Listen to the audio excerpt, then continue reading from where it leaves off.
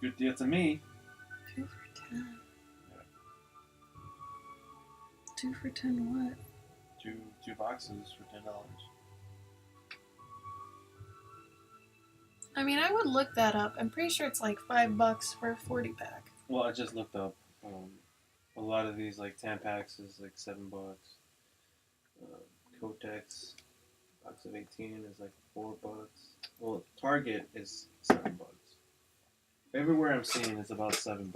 Yeah. Which sucks because it's like,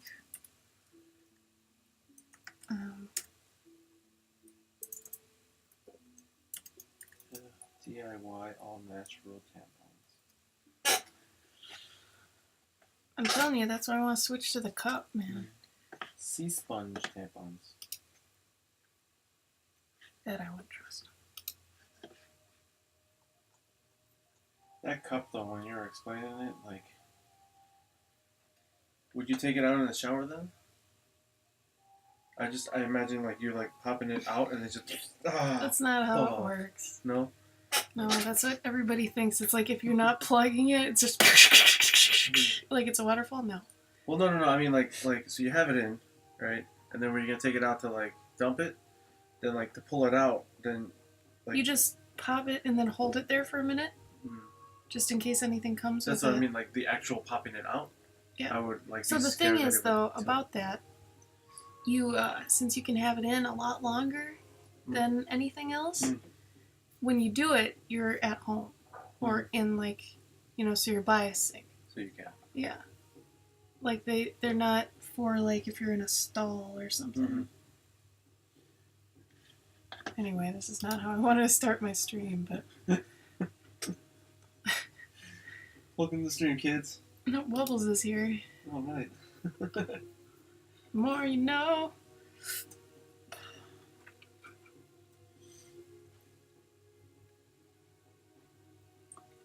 I think maybe I should have the tongue out a little bit to make it more playful. That'd be cute. Yeah.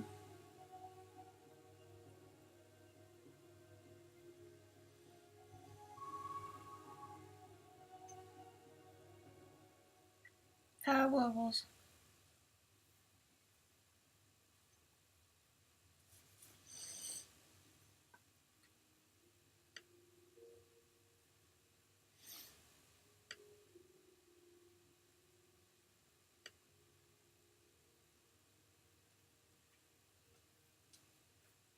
Hello, Miss Lady.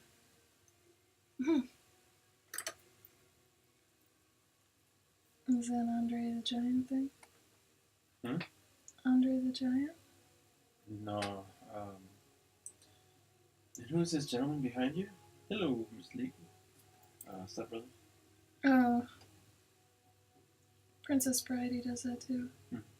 But I think he just says, hello, lady.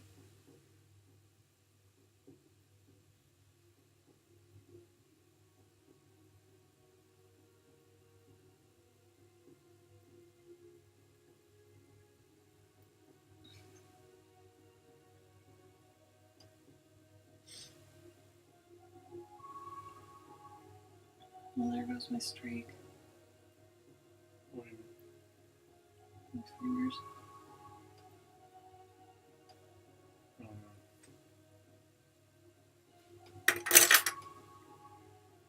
Oh no, you didn't. I don't even know what it's like now, so if it's bad, I don't know, it was fun when I played it, but it's still a hockey game. If anything, play Jelly Flop, because that was completely my game. Like, I thought of the premise, I wrote the story, I did the comics, I did the animation, I did everything in that game. Minus the coding, obviously. But everything in that game was mine. Any other game you download from them, it's like maybe 50%. Like, it's not as much by any means. Especially the NHL app. I basically just did a little bit of 3D in there and UI. So.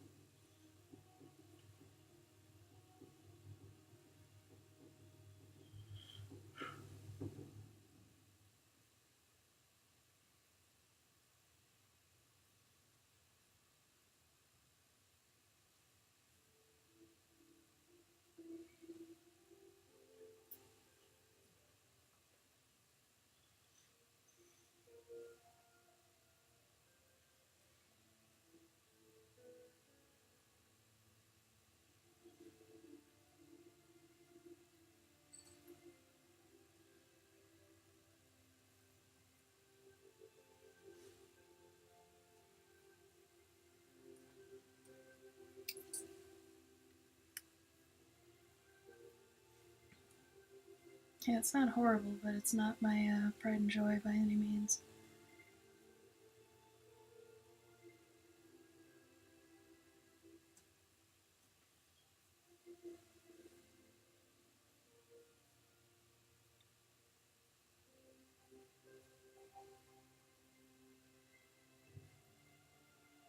And don't give them money.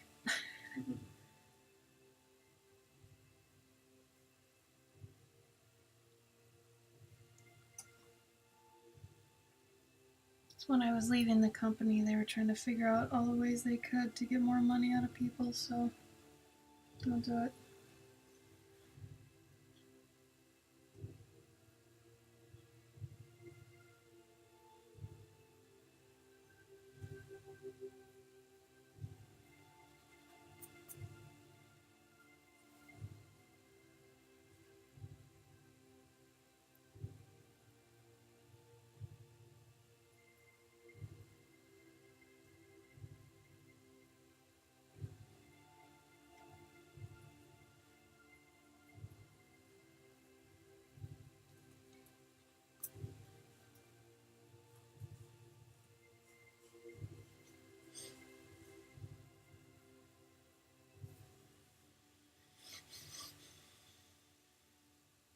Son of a bitch.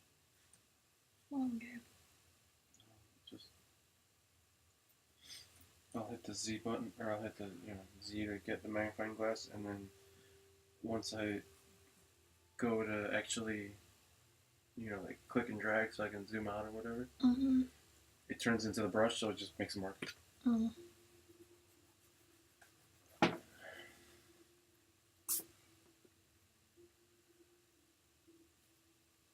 Good. Yeah, don't buy them.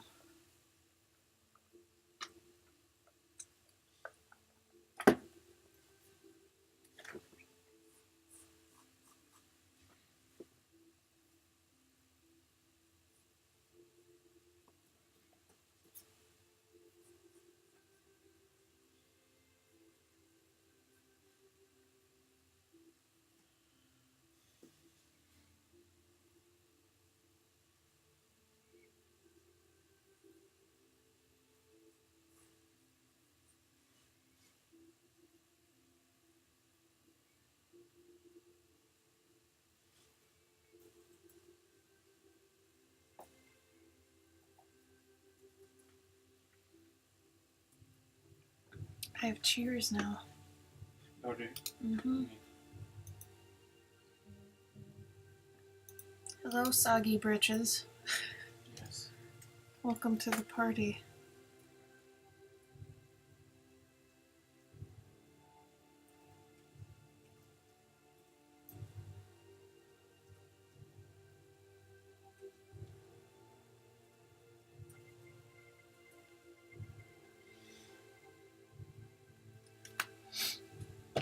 Oh, thank you. I appreciate that. How'd you find me, out of curiosity?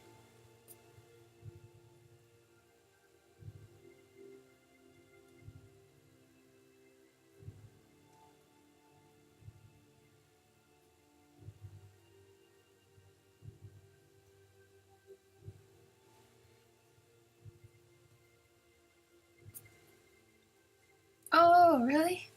That's awesome. Skulls. It's awesome. How? The line art is typically still there, like on this one. I start off really loose like this, and then over just the course of the piece, it starts to solidify, and then I'll go in later and darken it up over the marker and the colored pencil and pastel pencil and all that. So, it ends up turning out, with the original line art for the most part. But yeah, I erase a lot of the in between lines. Like right here, there's a ton of just iffy ones. So make sure those are gone. Hi, Uber. Yeah, you just have to make sure your lines are super light before you actually nail them down. Like, I still haven't done my like clean line art pass yet. I think I technically have 3 types of lines. There's like super rough ones, like right here. These ones are getting more exact, and then the final ones will be later on.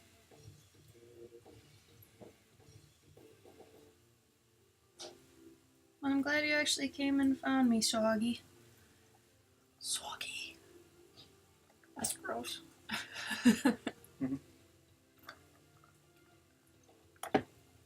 Did we actually meet at Indie Comic Con, or did you just see me and kind of hit me up? Sorry, I met a lot of people. I don't remember much. It doesn't help I had a con the next weekend either. So I apologize if we talked and I'm not remembering.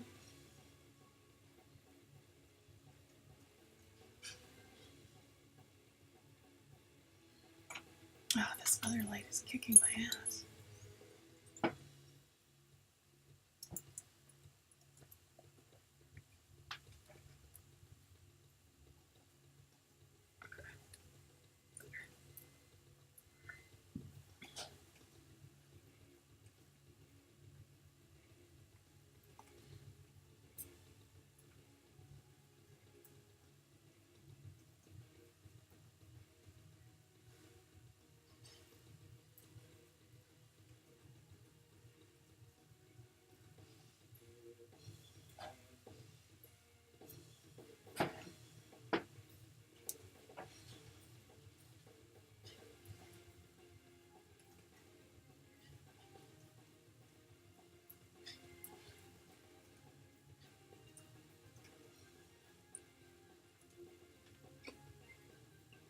Well, I appreciate you stopping by at least. Thank you.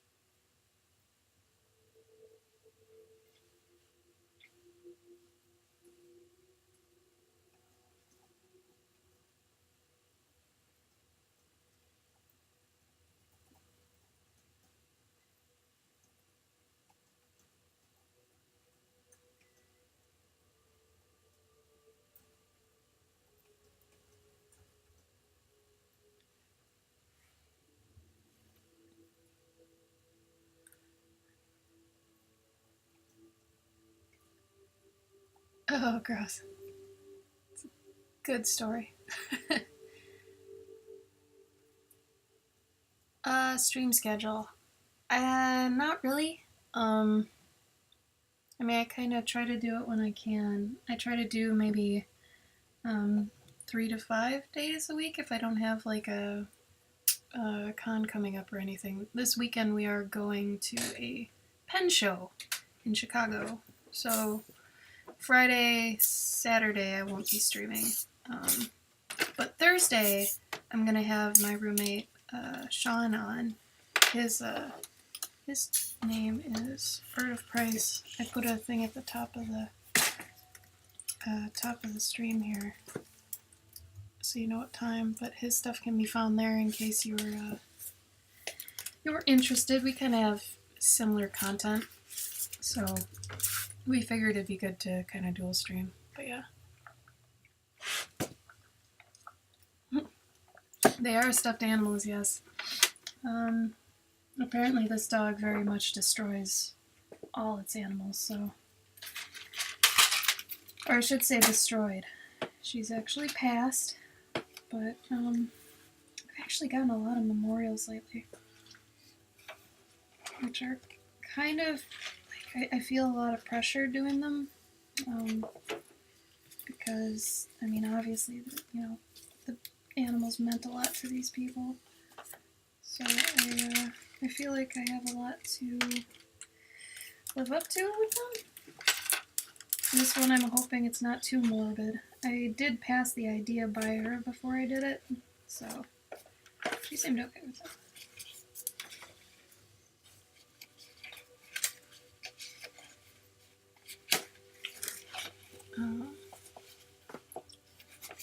Yeah, so Sean and I will do a stream Thursday before I leave for the pen show with Gabe. But yeah. Twitch contacted me and told me I'm now an affiliate.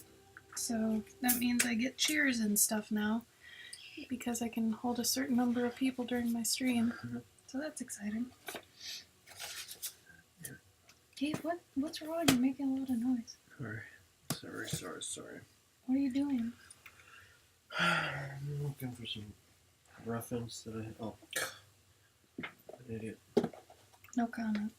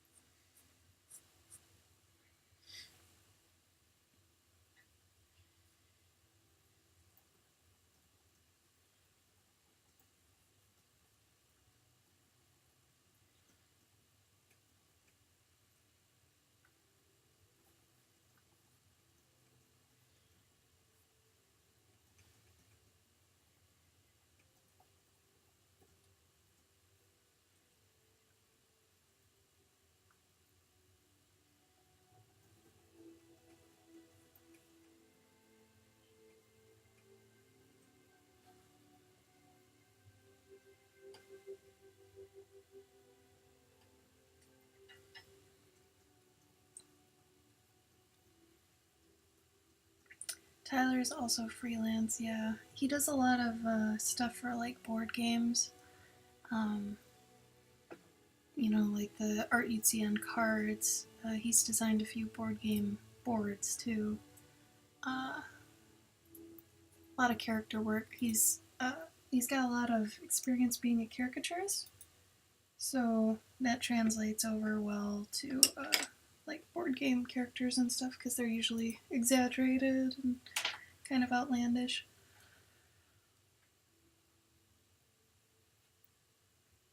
Yeah, he doesn't do streaming as far as I know. Anything like that. He does update his Instagram pretty often. So I'd say if you're gonna follow him, either follow him there or on Facebook.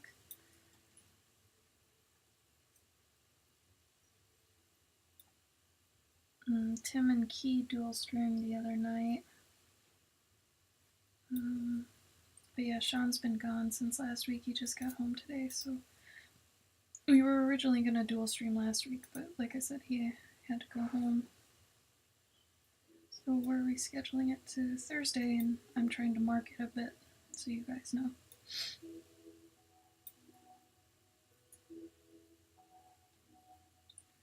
I figure you guys like Sean's art, so you'd want to know. I think he's trying to get more into the swing of streaming, so I think he might just want to crash mine first and then see how it feels. He's actually really a natural on streams because his ex-girlfriend had like a whole media following and stuff, so he was under the camera a lot.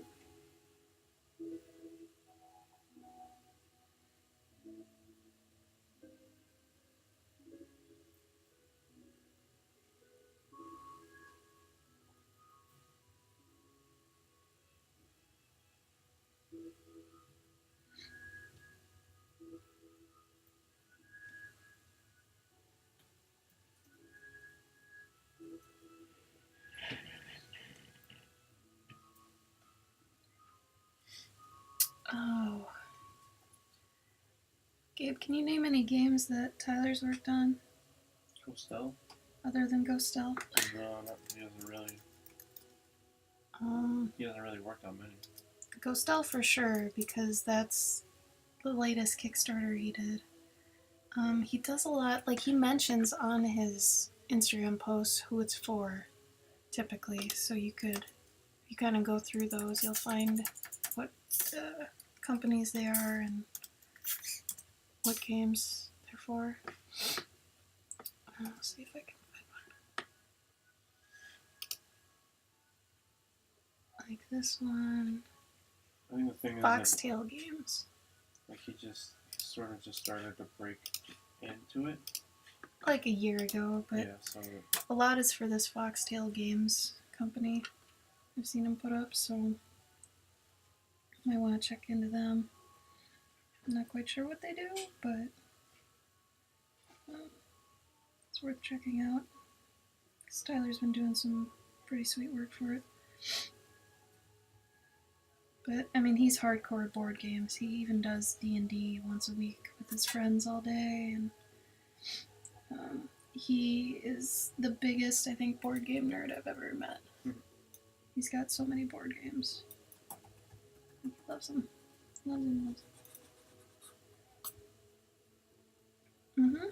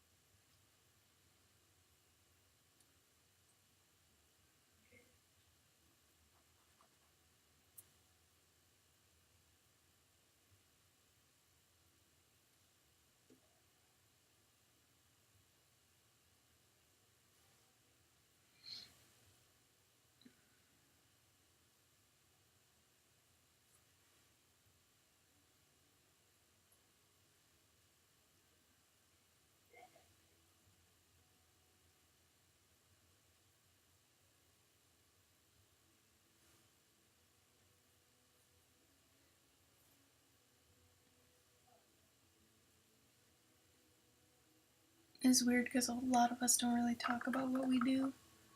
So when someone asks us what another one does, it's kind of difficult. I know what Gabe does. Gabe knows what I do. I kind of know what Tim does. Key and Sean just art all day, every day. I think making new content for cons and such.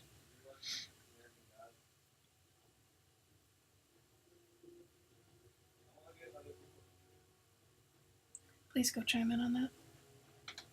Tell me you read the book and stuff. what do you want to say? Just chime in.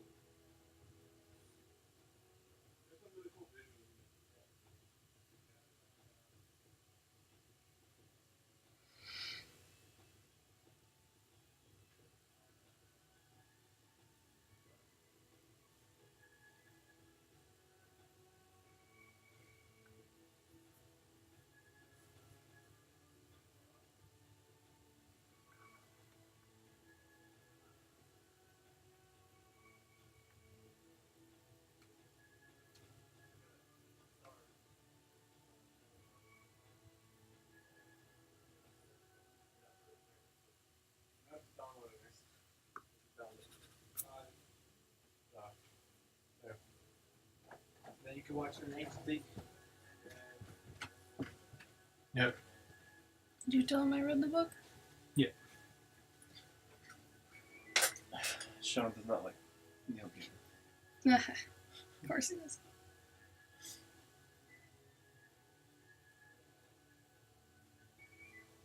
He seems like that type that just wouldn't like it, just did not like it. Yeah.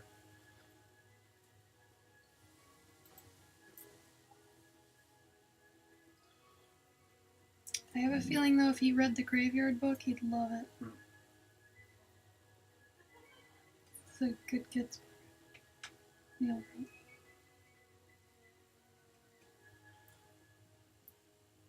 I think Tim would too. Yeah, I think so. Oh, the Graveyard book? Mm-hmm. Oh, I don't know about It's basically macabre for kids. that. No.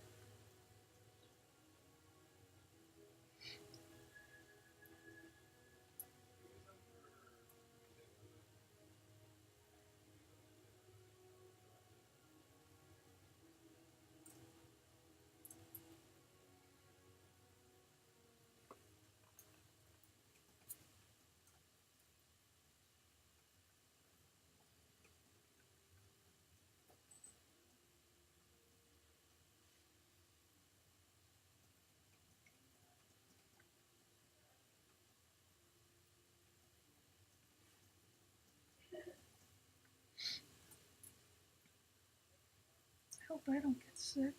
Huh? I hope I don't get sick. Hmm. I think I might have been for a little bit, but not like they are. Yeah. Yeah. I think I might have felt it like on Monday, Yeah. but then I didn't really think about it any further.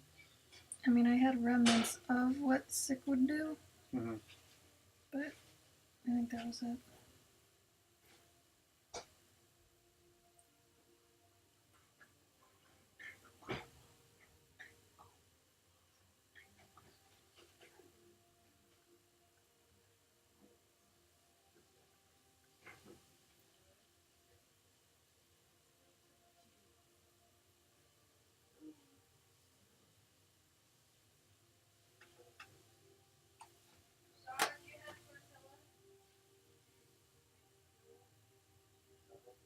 It's funny they don't ask the resident Mexican if he has tortillas.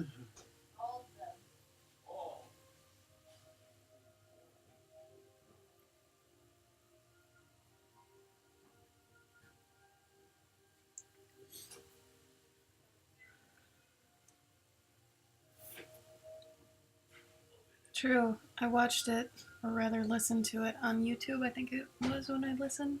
It was broken up into bits. American Gods? No, Graveyard Book. It's on YouTube. It was a pretty quick listen / read.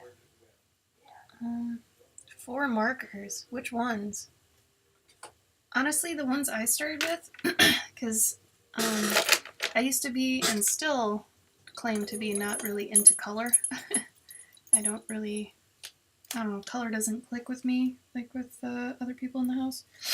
But I would say if you're going to start doing markers, I think you need to get used to how they work first. So doing gray tones is important. I would say get these 4 markers. Like I said, I'm a Prismacolor person, so I start off with these 4, and I still use them for my like gray tones in my pieces, but a 10%, a 30%, a 50%, and a 70%. Those can take you pretty far, and it'll teach you how to, the rules that apply to watercolor where you start off light and then you keep layering kind of apply to markers too. So you'll want to start off with the 10 and then, go up from there.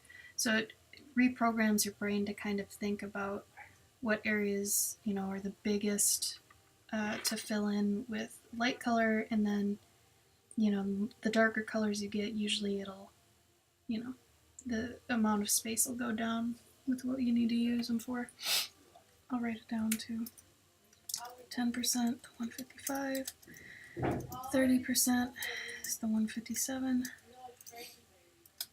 50% is the 159, 159. And these are French grays. I don't like the cool grays because they're too cold. I don't like cold gray. And then the 70%, which is the 161. Yeah, but I think until you have a good grasp on how to use the grayscale markers, you probably don't want to introduce color yet. Because, I mean, it took me a few years before I actually started working with marker color. If you're curious about, like really curious what I was like when I started off with marker, my whole journey is technically documented on my Instagram. You just have to go back really far. But it's funny. It's funny bad. But, gotta start somewhere.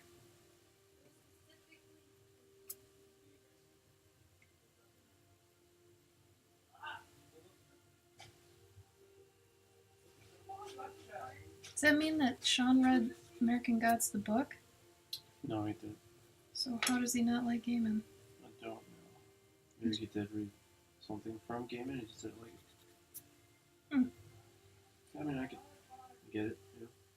You only get it because of Richard. Well, no, I get it because like he reads a lot, so maybe he just doesn't like his writing style. I guess. I mean, it's well written. Mm. No, I know, but He I might mean, there's just like not like his voice. no, that's not. Yeah, his voice. Yeah.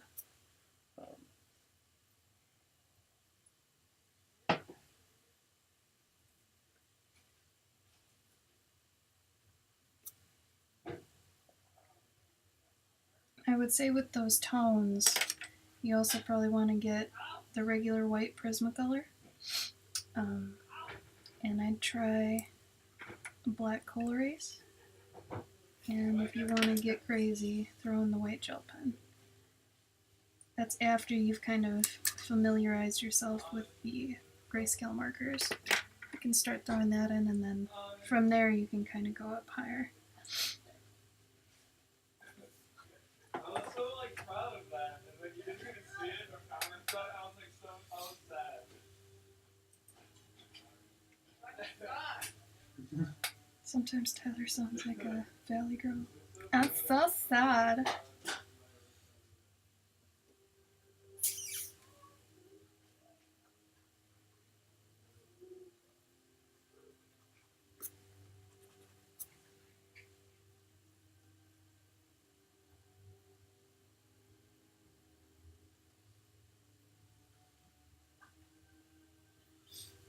Ellie is cordially inviting us to dinner on Sunday. Sunday? Sorry, Saturday. Because we'll technically be in the area. How did she know that? Because I was telling her I want to go to a zine show, but I can't. I gotta go to another show. How far away will we be? Like 45 minutes, like an hour. Like it's technically sort of on the way home.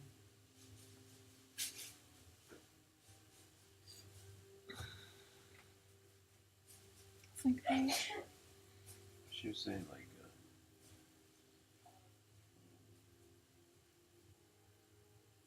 with Andy, we can all eat dinner or something with Andy and everyone. I don't know who everyone is. I'd just tell her we'll see. We might be burned out from walking around the show. Yeah, I told her I'll talk. Because I don't want to. I hate trying to do that. Yeah. I'm sorry. I know you're probably super into that, but I am not that sort of person. So, like, if I'm going for the pen show, and then we'll see what happens. But I don't want to say, heck yeah, and then be like, no. Like, I'd rather have it be a surprise that I feel like going. I'm just so accepting of the fact that I am not a very social person anymore. Yeah. Though I live with 6 people.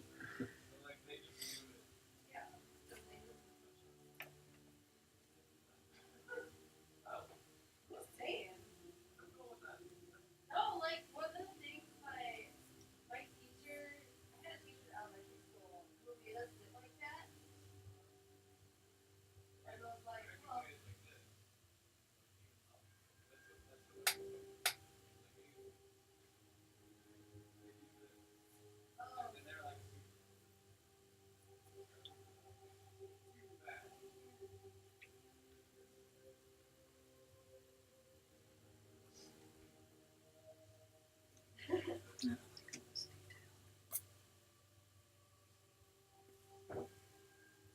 But no, like my elementary school teacher made us like sit like in it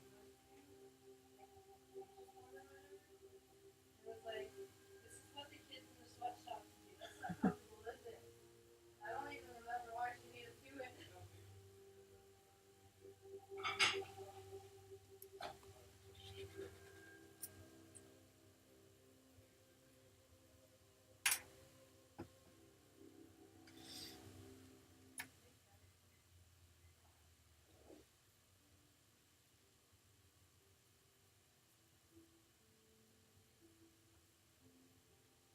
I'm also afraid that a dinner like that would just end up in a ton of gossip and shit talking. Yeah. And I don't care about that.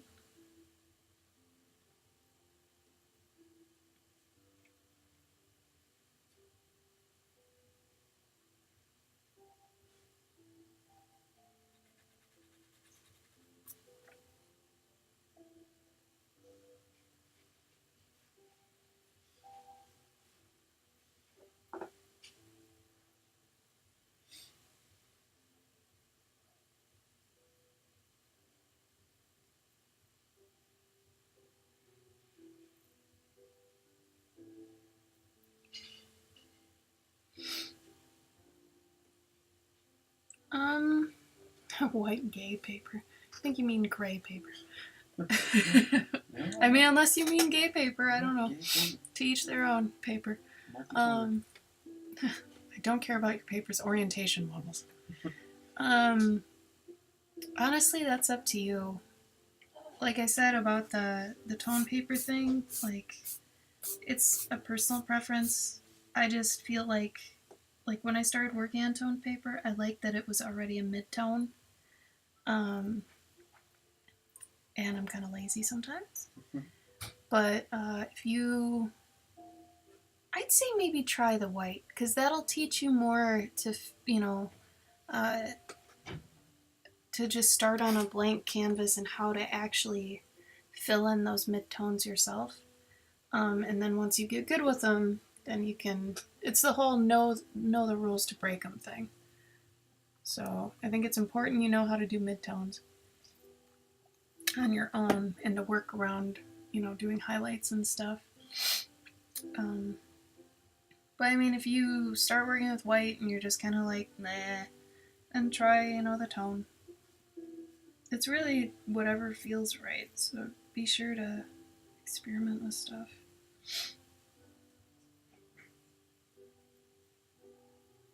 Because no matter what I tell you to start with, I would hope that you would experiment regardless.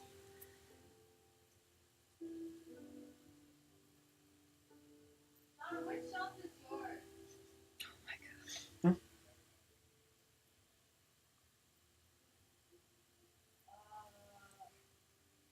Where do you keep your tortillas? Oh my god, Gabe, just give Key your tortilla. Key, you want tortillas?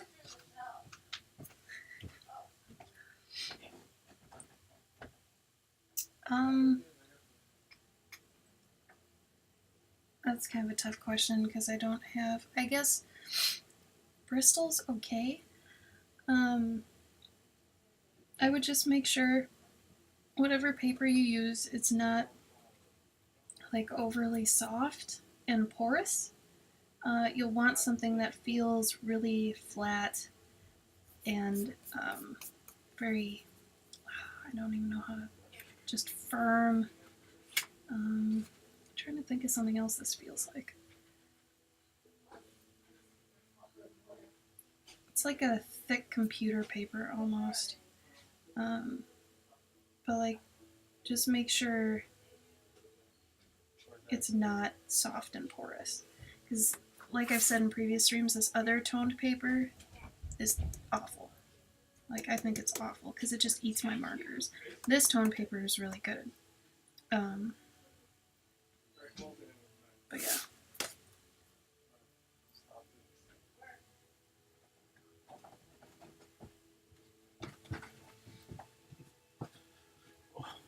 Did you almost die? I almost died, yeah.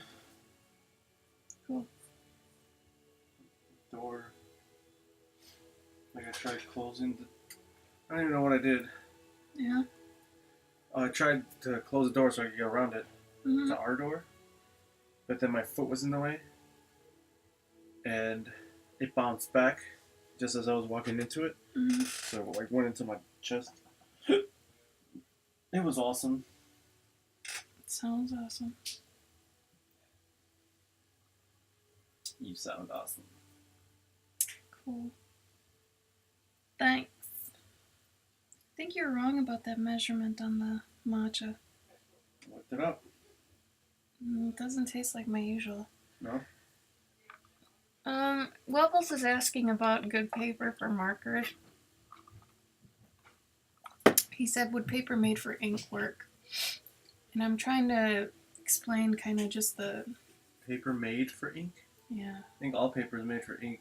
Yeah, it's hard because you can get paper that says it's made for, like, markers and stuff, but it's also not what you're wanting because some marker paper is almost, like, transparent, like tracing paper.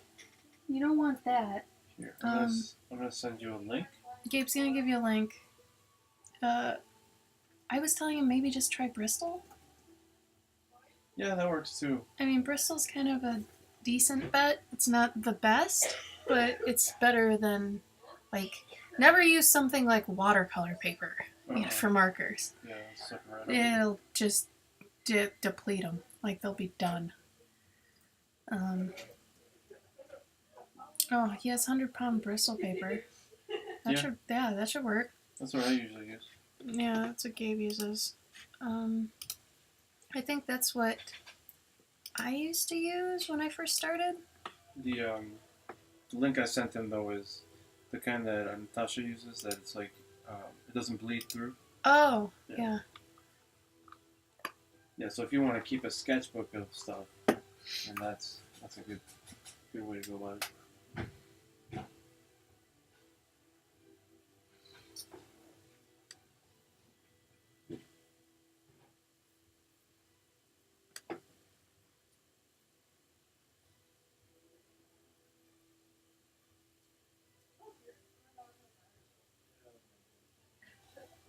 Pretend, Tyler. Swear to God.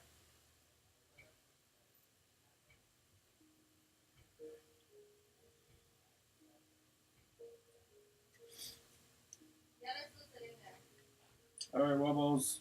Wobbles is leaving. Oh, good. Yeah, go practice that. You can send us pictures, too, if you're concerned about how something's going or whatever. We can see if we can help you out. Man, I used to have like a little tiny one that was like this big. I got for free because Ren bought like a regular size one. Mm-hmm. I have no idea where it is. Oh. Cool story. It was kind of hard to open though because it's like hardbound. Oh no, it wasn't hardbound. Gabe. It was a great thing. Shut up. It was great. I loved it. You know me and little things, little books. I love little do, books. but I don't really know what you're getting at. I don't know. I was just remembering something that was great. Oh, Lord of the Rings Online is still happening? What? I didn't realize that. I thought they closed down the servers. Oh God. Well, have fun. Yeah. Yeah. Hopefully it's still fun and not a chore. I'm just worried that there's not anyone else playing it. Right. Then again, maybe that's easy. Then. No. No. Like, it's an MMO, that's what it's for. You know, like if Warcraft didn't have anyone on it, it'd be kind of lonely. Mm-hmm. You like butter and pepperoni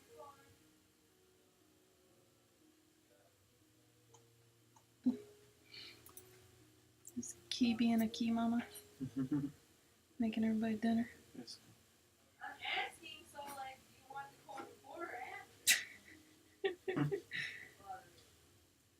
I like that we all seem to have gotten to this point where we don't give a fuck and we're like just straight with each other. Like, do you want this or not?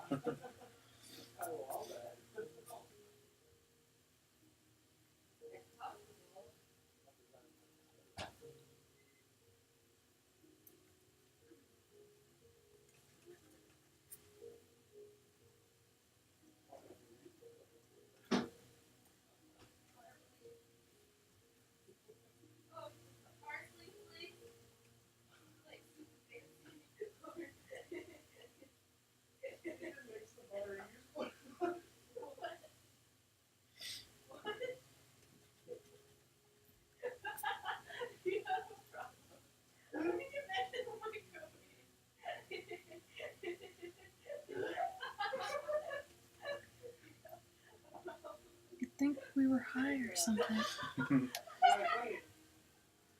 It's not that funny, by the way. Whatever they're laughing. They're laughing about corn. Like, legitimately just corn. Mm-hmm.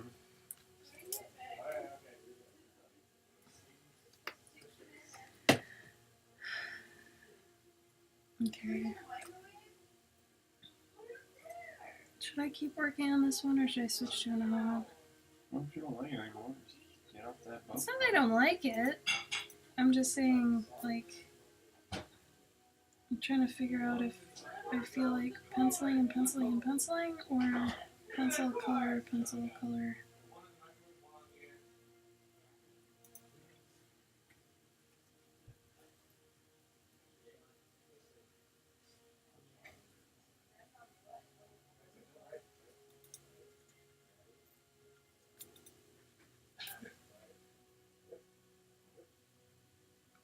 Might be corn dog night tonight.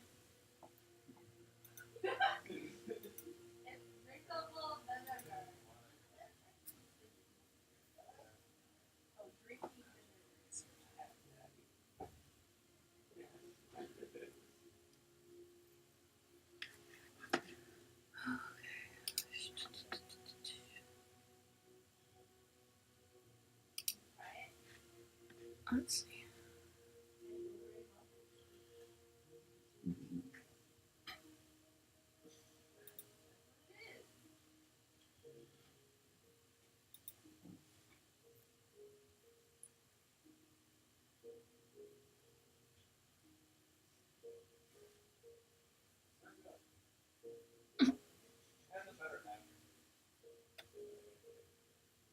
These kids still don't know how to cook.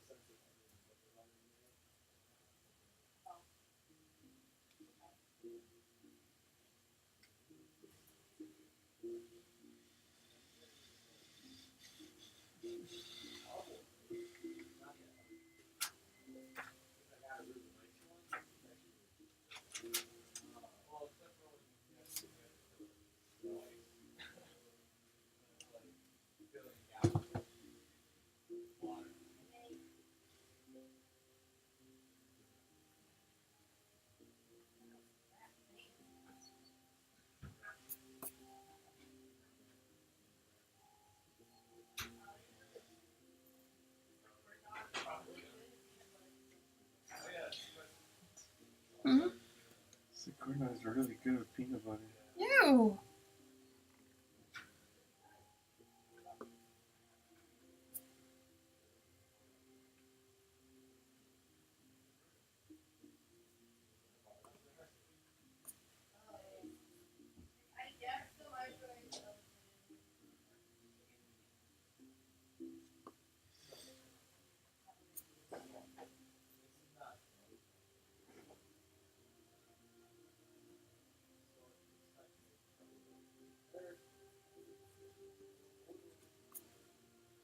I am really curious to see how Sean does it in AnimeCon. Mm-hmm. If he does really well, then it's us. It's us. Yeah, and we suck. Okay.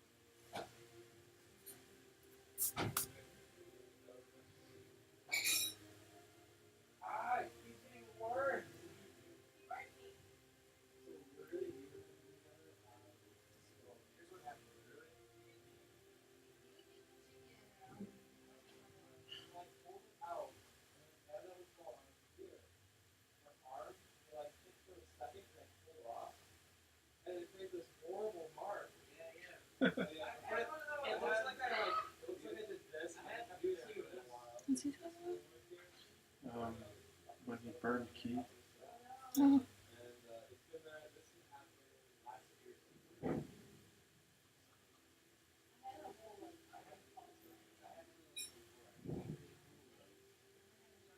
gotta get out of here before they burn down the goddamn house. Gonna happen. It's just a matter of time. I mean, how often is it that not one but two of your roommates leave on the stove and the oven at the same time?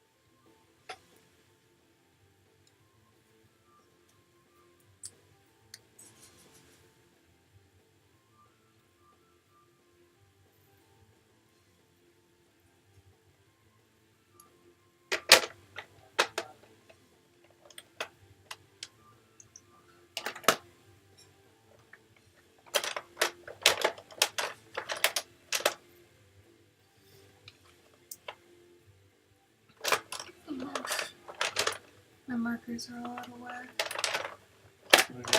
Like, I don't know where any of them are anymore because I put them all. Like, I usually have a system, and now they're just completely cattywampus.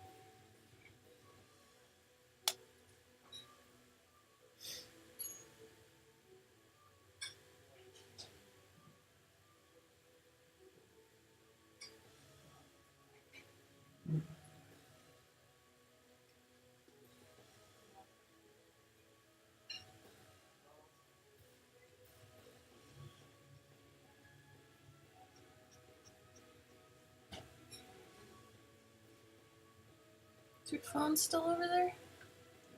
Oh, I thought you threw it. You did? Why'd you pick it back up?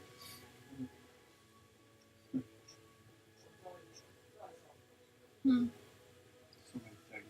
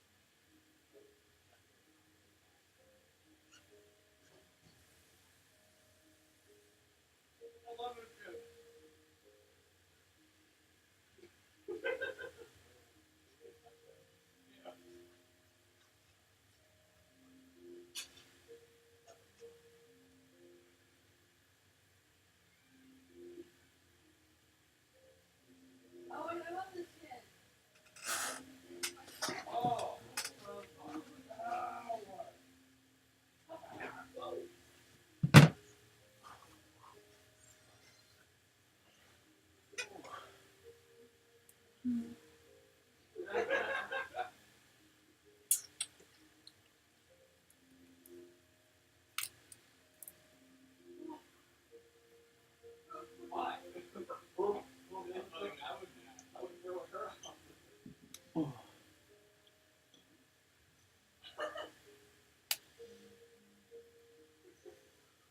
Do you? Yeah.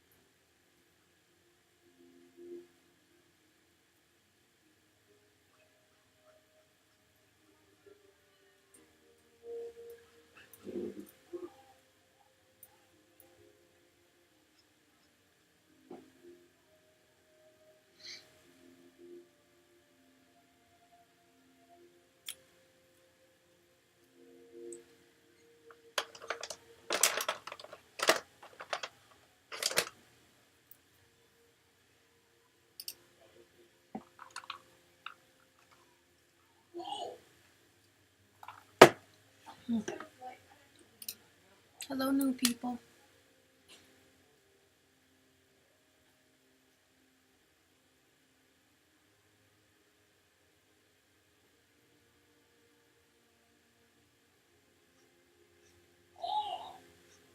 I thought she was just doing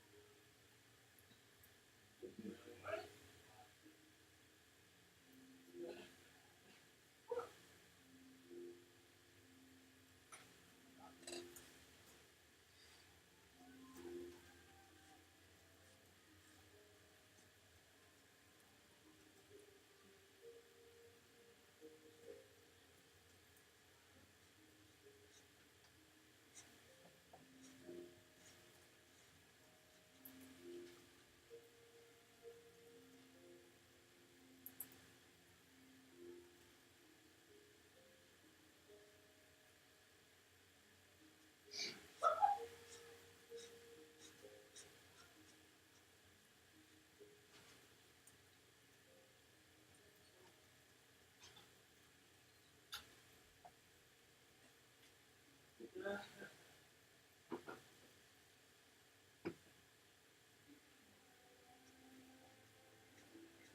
What show is going on at the same time?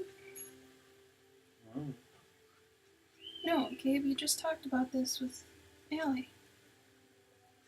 Zine Fest. Are they both in that? I think it's Ambient.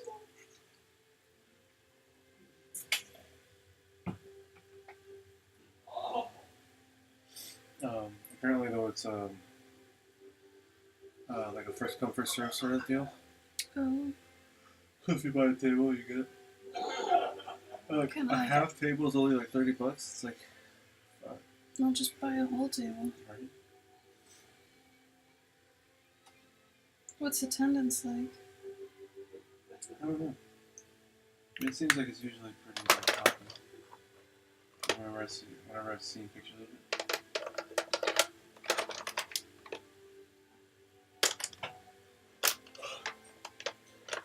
But it's only like, I guess it's from 11 to 6, so it's like, it's not that big of a commitment, you know? See.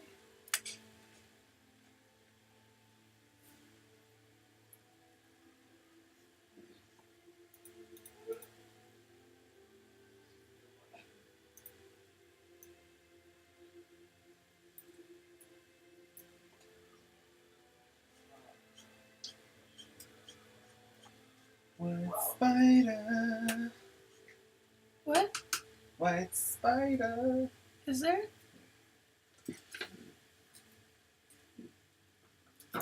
Ooh, took right in your mouth.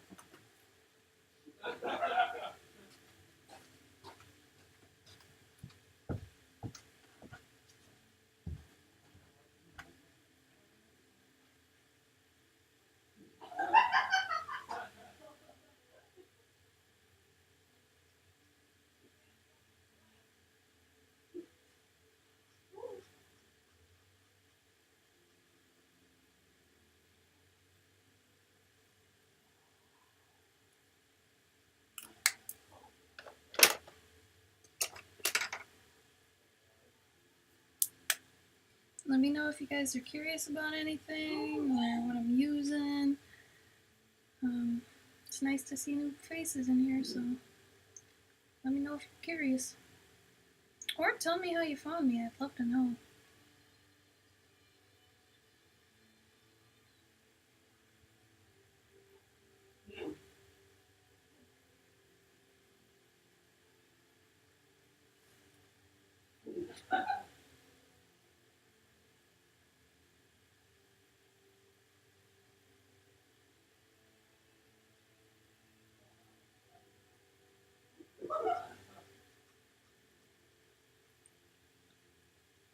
I live in an art house with 5 other artists, so if you keep hearing laughing, that would be them. It's kind of loud here sometimes.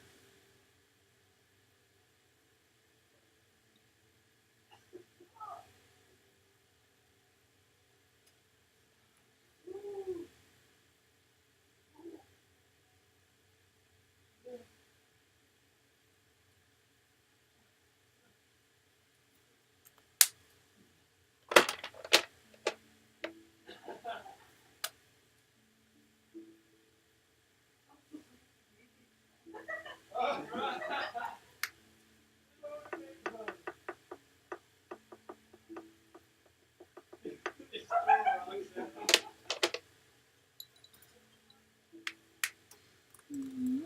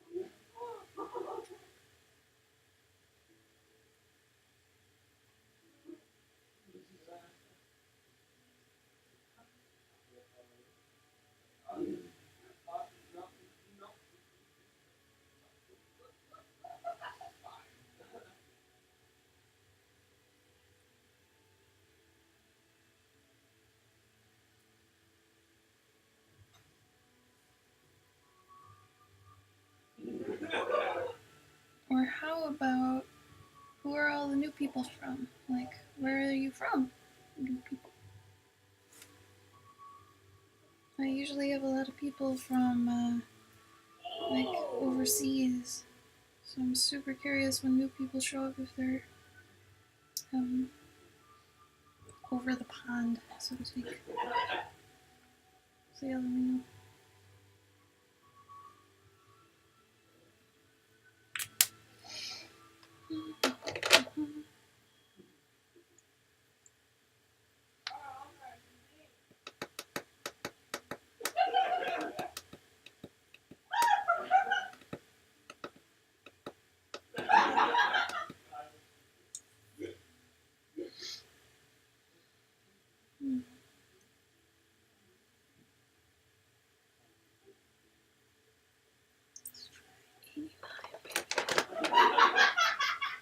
Wow.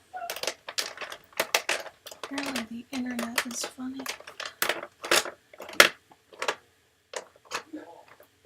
Really loud today.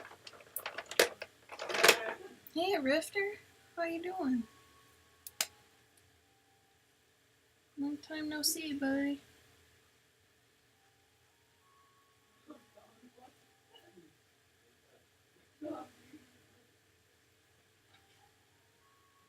Right? Super rowdy. And all they're doing is looking at the internet, from what I understand. Are they doing that thing where, like, it does random shit? It's just like a mega compilation of like fucked up videos. Oh, God. Oh my god. Do you ever work digitally? I used to more. But lately it feels really empty to me to work digitally. But yeah, I do. I mean, it's more just for cleanup on my traditional stuff. But especially since I've been seeing a lot more people are really digging traditional things at, comic shows and stuff. So it's kind of my time to shine, I guess. Trying to ride that. But I do work digitally. I was in mobile games for 10 years, so I did nothing but work digitally for the most part, and that kind of broke me over time. Like, I really just wanted to go back to, working with actual mediums. So when I quit to pursue freelance and stuff, it felt really good to get back to actually using things. But yeah. Oh, you got dinner to make. Yummy. Conventions have been good, Rifter. More this time around for connections, I think, than actual profit. But it's good nonetheless, overall. We don't actually have one until June? Mid-June? Yeah. That's our next one, is in mid-June. So, yeah, we're going to Awesome Con in Washington, D.C. So, if anyone's around there for that, come see us. But until then, I'm just going to catch up on all the commissions I have from the other cons, which I actually really love doing. Like, doing this sort of thing, to me, feels a lot better than my 9 to 5 did. So, I'm rather happy with the swap out. It is faster unless you get really good with this stuff. Because, you get good at anything, it's going to be faster, So I understand that you're probably, fast with digital, but you could be fast with traditional too. It's just whatever the end game is for your, what it's supposed to look like in its final stage. That's obviously going to denote kind of what you use, because it's not like I could do game assets with marker, It just wouldn't really work out. Especially with how resizing is and everything. But if you can actually use like traditional medium for whatever you're working on, I don't know, why not get good at it? Get good. Is someone just running their car outside?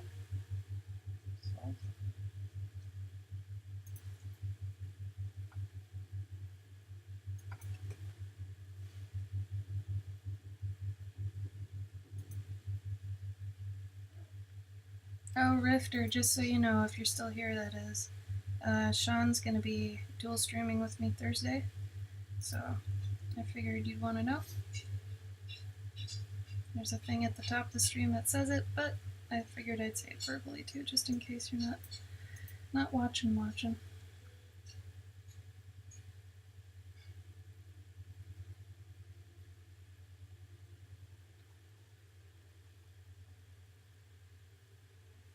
Yeah, it totally is. I'll give you that.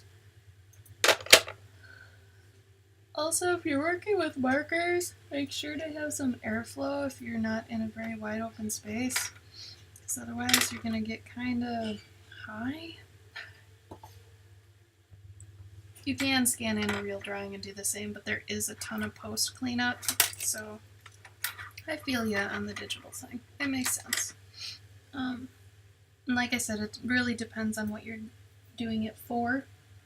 Like, if it's for letterheads and junk like that, obviously you're gonna wanna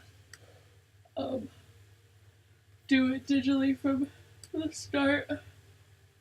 I think when I was working strictly digital, I would do a loose pencil, rough, and then scan that in and then do digital from there.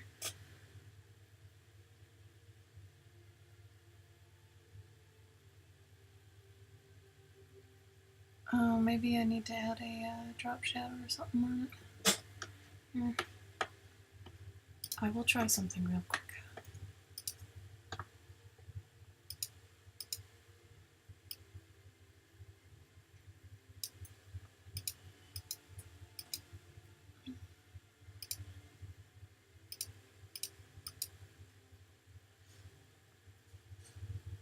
I really can't duplicate this? What the crap?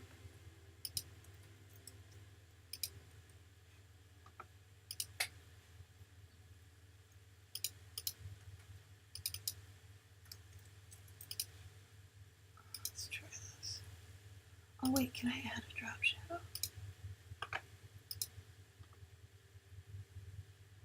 Balls.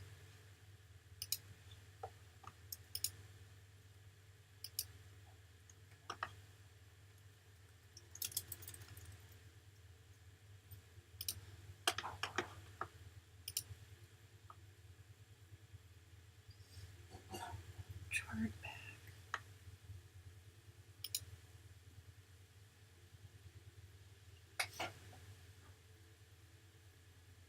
Oh no, I haven't heard of those. Night Rifter? I haven't heard of Chard Pack, but I mean, just any Copic or Prismacolor has isopropanol alcohol in it, so that'll do it.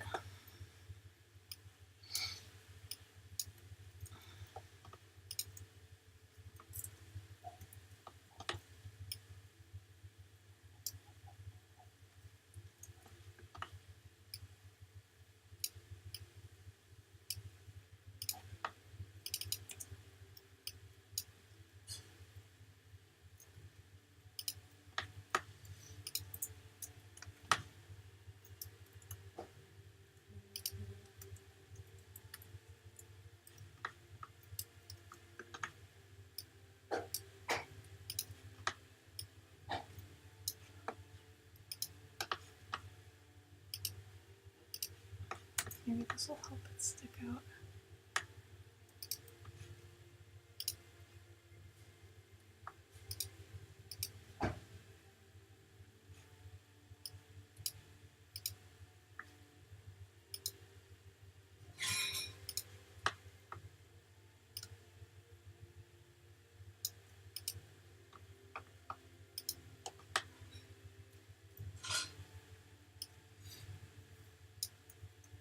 Oh, Jesus.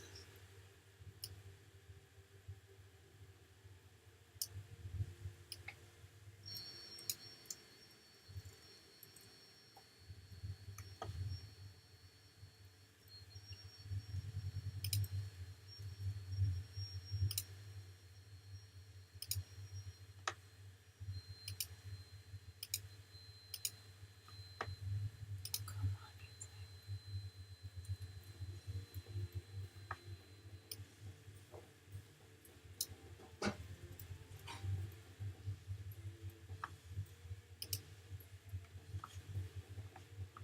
There you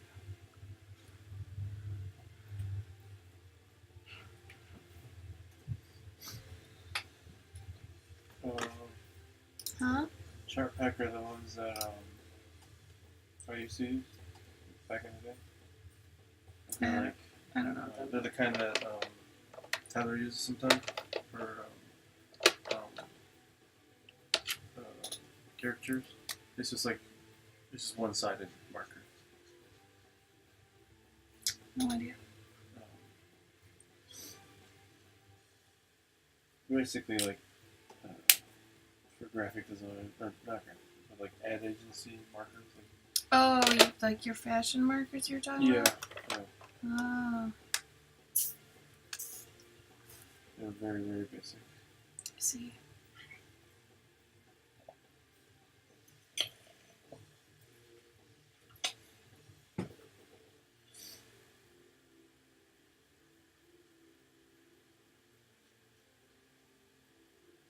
Surprised it's still around. Why? I mean, with Copic and Prisma, like just being somewhat much more versatile. Well, maybe people just want the simplicity of those. Yeah. Or maybe they're so conditioned to using them that they keep using them. Yeah, that's true. Like, I don't think I'd switch to Copic.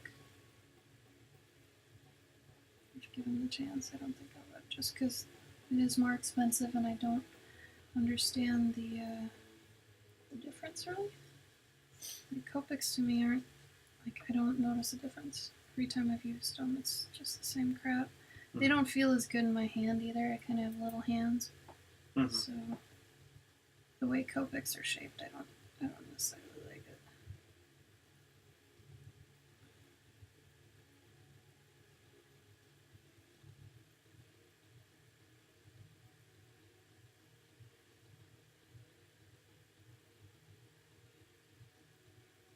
How did Tyler watch American Gods? He has a Star Wars account? No, I just downloaded it. Hmm. Oh, you screened it, so.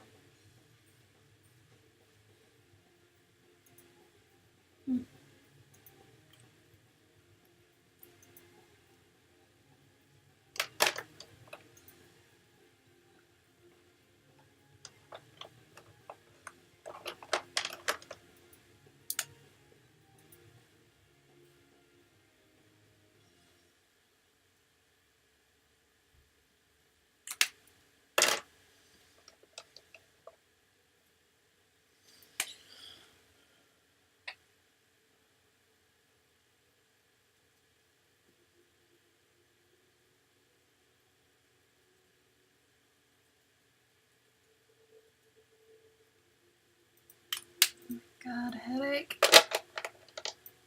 Markers, come on. Leave me alone.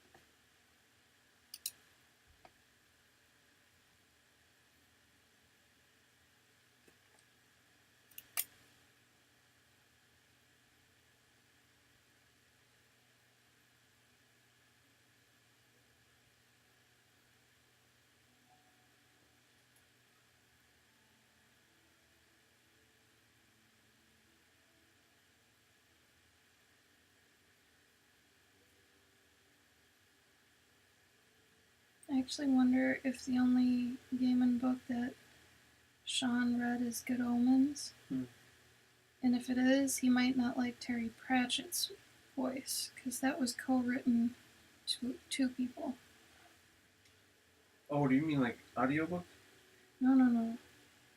I'm saying, like, if he's actually read one of Neil's books, and if that book was Good Omens, that was Neil and Terry Pratchett writing it. Oh, I see. So maybe it's not Neil he doesn't like, maybe it's Terry. Oh. Like, unless he's actually read just a Neil Gaiman book. Right. Granted, after reading a bunch of his books, I do see a pattern. Right. And I can recognize his voice, but still. Like, I'm curious to know which one Sean read.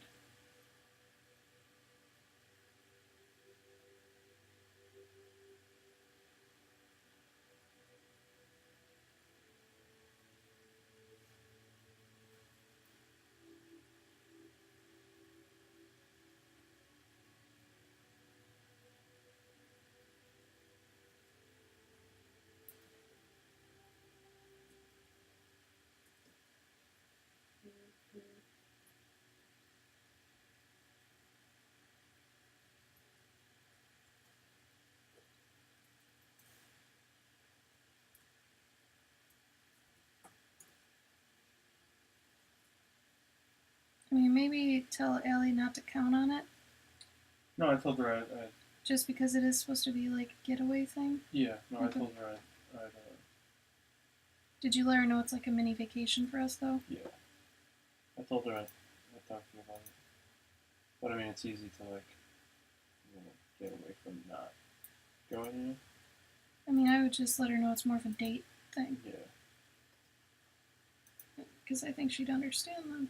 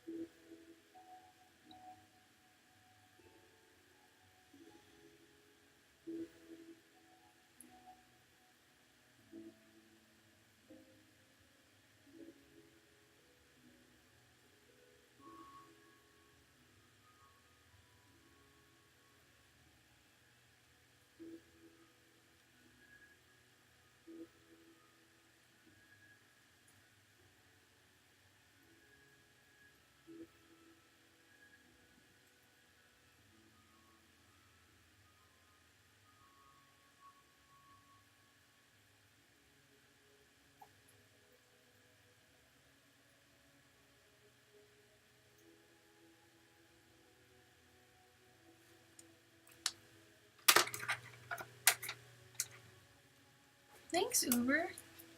Yeah, that's the first step of the the chainmail is to get the spec highlights down.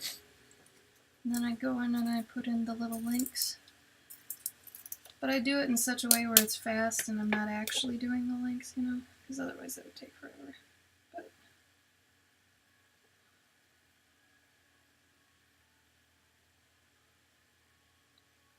I worked for a while to figure out a easy hack for doing chainmail. See, long before I was even doing these, I was doing a lot of like mice and chainmail and stuff, so I wanted to make it quicker. So I had to figure out a way to do that.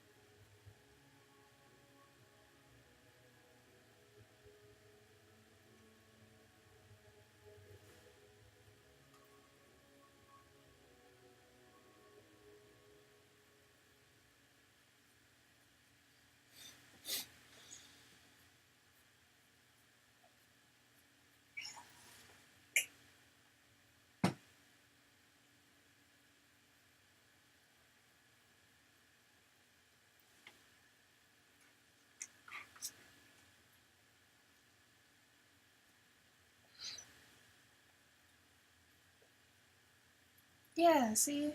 I try to keep it loose and still alive while maintaining what you need to get the point across of what it is. I think as long as it's communicated well, you know, you don't need to put a ton of time into it. If you can figure out a shortcut to get the point across, that's what matters.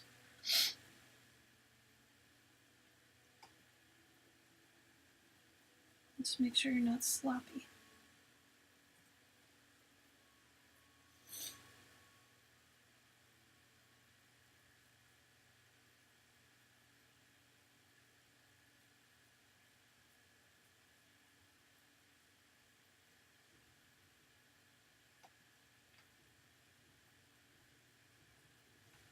I wish my camera was better so you could see the detail in this though.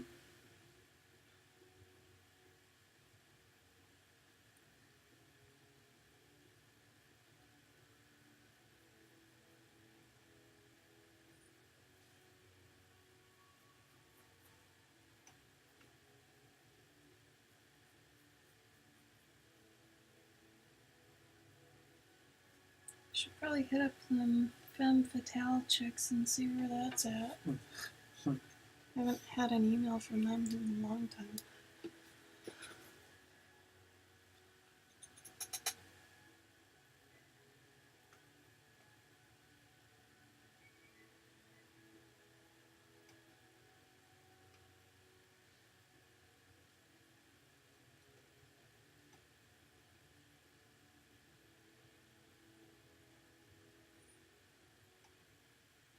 How many pages you got left?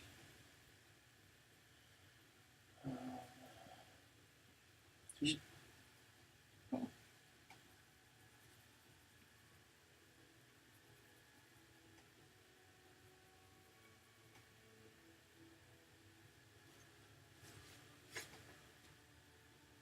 Yeah, the actual drawing is way better.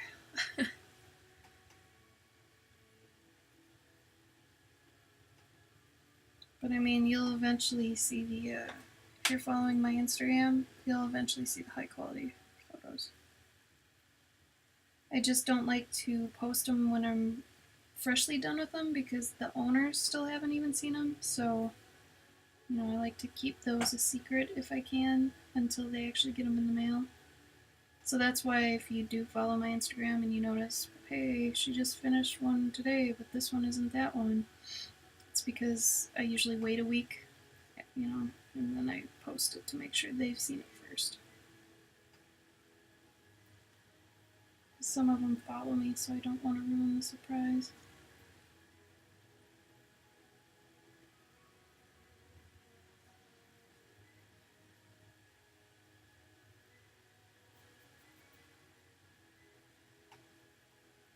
I just leveled up my metal. Okay. Mhm. I just felt my metal level up. Oh. Like on this one piece in particular. This guy.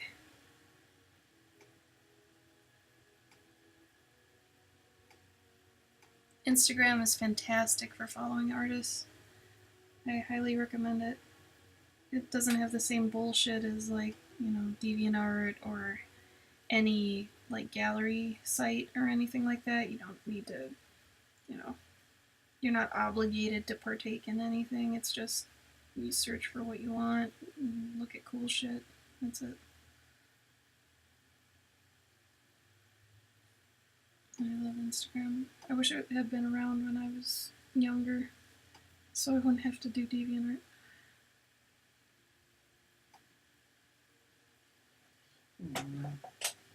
Feels like DeviantArt was good for what it was when we were kids, but.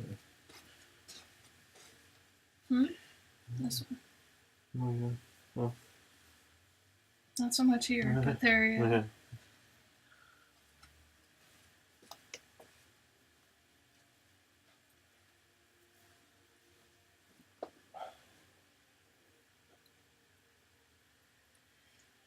Let's see.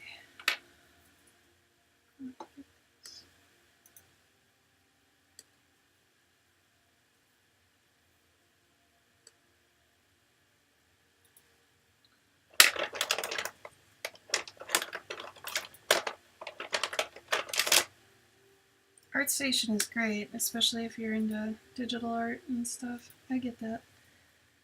I just feel like there's not, like, the only people that are on ArtStation are really good. Like you don't get that breadth of people that are just starting, or you get to see like like kind of a progression of people's work. It's like they only put their best stuff on there. So I feel like, if you want to see other people's stuff that, don't yet maybe think they're that good to put it on there, because there are some people that are really, really good, but they just, don't want to put it on there or anything like that. Like, I'm not on our ArtStation. I don't think anyone in our house is, so yeah, Instagram really gives you that breadth where it's really easy to follow, somebody who's just starting out, or, someone that's really damn good and popular, because usually everybody that's somewhat famous has an Instagram, and then everybody who's starting off has an Instagram. It's harder when it's a website where you have to actually go through a process of uploading, putting in a description, hashtags like that. This way you just snap a picture and it's up. And I think the way a lot of artists work, that's easier. Not to mention you get a cross section of people that aren't artists. So like I think half of the people, most of the people that you should be trying to appeal to, I think sometimes is the general public, because I mean ultimately, yeah, they'll end up. That's a good point too. So there's a good crossover of like normal people. I'll call them norms, normies. People that don't do art, but they find your art, and if you're trying to sell a service like me, that can be really valuable. Whereas if I were to do ArtStation, let's say, I would not get that kind of, reach, because the people that are going there are experts. Grandma doesn't go on art. Grandma doesn't go on ArtStation. Yeah, exactly what Gabe said. Certain kind of artists, like people do try. Yeah, like I feel like if I was gonna go on ArtStation, I'd have to do something like really damn good. That's like oil or some crap like that. Like there's this kind of unspoken like level of quality I feel like you have to meet to be on places like that. And it's just a lot of pressure, and there's a certain type of artist that is. Similar to Spectrum. Are you familiar with Spectrum? Let me know that. Because once we talk about that, then that'll become more clear. I feel also though that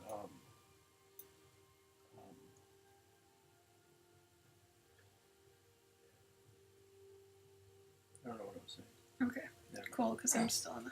Okay, so you've heard of Spectrum. So Gabe and I went to Spectrum, Fantastic Art Live, the actual like convention of Spectrum, the book / the website, all that stuff. So, you know, all the greats were there, everything like that. But you gotta realize there's different breadths to art that not everybody fits in. Like, personally, I felt like I didn't fit in. And Gabe didn't either, really, and our roommate Tyler didn't really either. Tim and Key and our friend Pooey, they all fit in very nicely because they're very, I guess, high art looking. Like their stuff's very, it's got that look, you know. And they're digital too. Actually, now that I think about it, for the most part, Tim is very graphite and stuff, but his stuff is also, I can't think of another word other than high art. I guess that works. But I mean, it just looks like, you know, the stuff that's in that book. Mm-hmm. Where Gabe, me, and Tyler, I almost feel like the right word is commercial. I think the thing with them is that their stuff is commercial in terms of Time spent, maybe? no, commercial in terms of novels, like novel covers and stuff like that. Whereas our stuff is more commercial in terms of, cause think about like a lot of the people there, they just do novel covers. Like that's what they want to get into. Maybe. You know, like, I feel like actually the best separator would probably be time spent. Gabe, me, and Tyler kind of work quickly. Like, we don't like to work on pieces that are over probably like 5 hours. Where Tim, Key, and Pooey, like, they could work on pieces up to 20 hours or more. And to me, that's just, I can't do that. Granted, their work comes out beautifully, you know, and it comes out with that look. But there are just certain artists that don't fit in, you know, into that mold. So then me, Tyler, and Gabe kind of have to go find our own. And that's fine. You know, there's nothing wrong with that. You just gotta find where your art fits in and where you fit in. Like, I feel like my stuff fits kind of into, like, kids' books, fantasy art, but, like, nothing to that degree. Like, you know, Gabe's stuff is very zine-like, very just comic art, brash and to the point and kind of messy. And Tyler's stuff is like very caricature-y, commercial again, you know, noticeable in like board games, that sort of stuff. So yeah, it's a gallery feel. That's very true. fine art. Fine art, yeah. Fine Yeah, art. 40 to 50 hours. Like, did that feel good to you? Do you feel like that's what you want to put into every piece? Like, one of these, the longest I'll take on this is probably like, not this one in particular, but like I think one that had multiple pets, I'd be maybe doing up to 8 hours on it. And that's it. Like, that's too much for me. Like, it doesn't require more than that, you know? But yeah, it's, you know, just because Spectrum exists and, you know, all these other fine art things exist doesn't mean that you have to, that's the only form of art that's there. You know, I think that people, you know, now I think about it, I feel like the internet's giving a really bad indication of what the art world is. Because not everyone fits in that mold. Mm-hmm. You know? Why are our phones blowing up right now? Well, I've had people liking my tweets.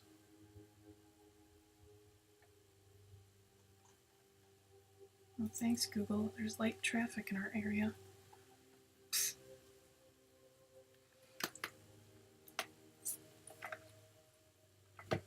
Yeah, see, I mean, just because I don't spend that much time on it doesn't mean I don't care about it.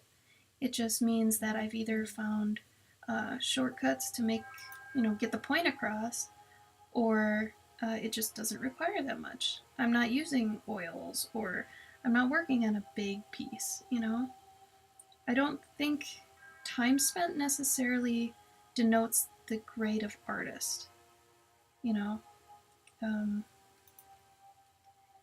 It's so hard because I've been spending the past year trying to classify myself because I know I don't fit in with that group, the spectrum type group. I'm an outlier, but I don't know where I'm supposed to lie, I guess. I don't know. It's been a confusing journey. Oh, way to go, Spotify.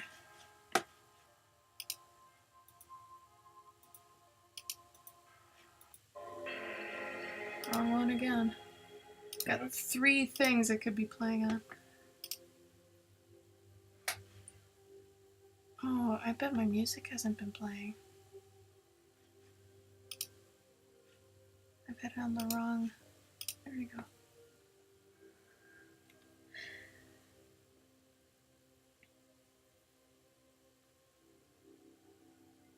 I don't know if there is an art thing for us, is there? Like, where do we go? Well, I'm starting to figure out that I gotta go to zine cons. Yeah, but what about me? I think yours is gonna have to be like fairy cons. Fairy cons aren't art, though. Or run. Oh, I guess cons for art, you mean? Yeah, like, what kind of con for art do I go do? Like, where does my stuff fit in? Who am I? Thank you, Uber. Yeah, I just don't know where I'm supposed to go. Like, even, I feel like Tyler's are more obvious than me. Mm-hmm. I feel like if I pushed it more, I could be in the spectrum realm, Yeah. or like did more paintings or some crap. I mean, that's the other thing. It's just I use marker and pastels and colored pencils. Like, that's not exactly the finest of mediums, and marker kind of has this weird rap in the art scene where, like, walking down spectrum hallways and stuff, did you see anything with marker?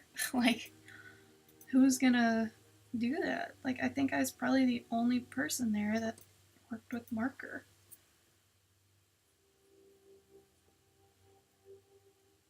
I like it because it gets kind of the look of paint without the time spent with paint.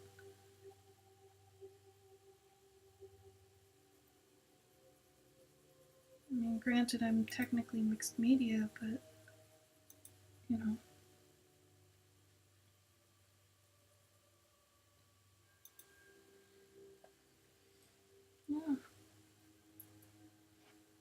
Tough call. Got quiet up there. Are they still there? Okay. It's got quiet up there. Are they still there? They're probably working.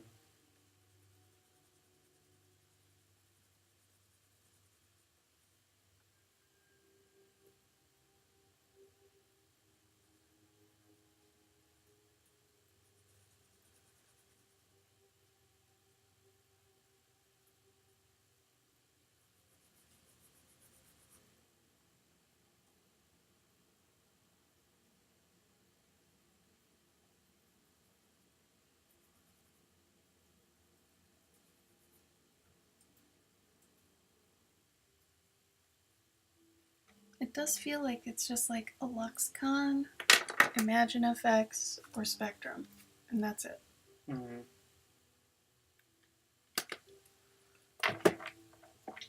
I mean, I guess the biggest problem is that I think there are a lot of people who don't have places to go, but they so they end up going to comic shows, because it's like, Yeah. But also, maybe, is this an indicator I was supposed to stay in a 9 to 5? Oh no, I mean just because you can't sell your stuff at cons, the con scene is just something that um, it's like I think it's also is relatively new. It's only been like a decade since cons really started blowing up the way that they are. Mm-hmm. Because C2E2 is only I think it was like 2013 started. Hmm. It's only been around for a little bit. 4 years? Yeah, Emerald City. It's only been as big as it is for the past maybe like 3 or 4 years. It used to be like a 2-day show. Wow. Um, How long ago? Maybe 2009 was the last year that they had that a 2-day show. Because I was at that show. The first time that I went to the show was the last year that they had it. Mm-hmm. And I just barely met Richard at that show. But then you've got, what's it called? Like, I think the next year it went up to 3 days, and now it's like 4 days. Yeah. Mm-hmm.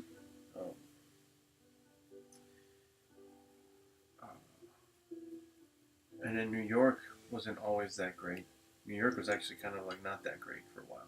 Really? Yeah, and then they got their shit together.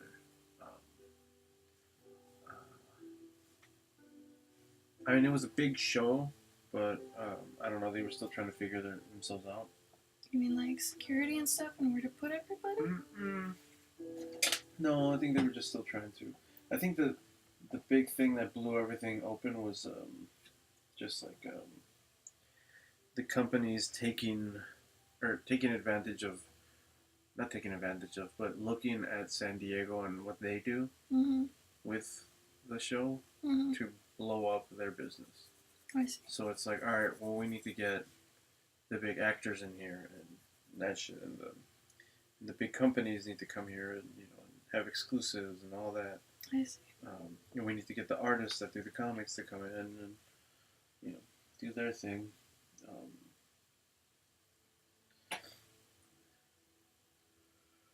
The same with anime conventions. Like, I remember with Asen was like tiny. Where Artist Alley was like in the hotel room. Or not the hotel room, but it was like in like the basement of the hotel. Oh. And it was like a 24/7 sort of table, so we couldn't even like leave our table. Oh. And if we did, then we just had to pack everything up or whatever. That So it was probably, like Daisho? yeah, that was probably like 2004, 2005 or something. Mm-hmm.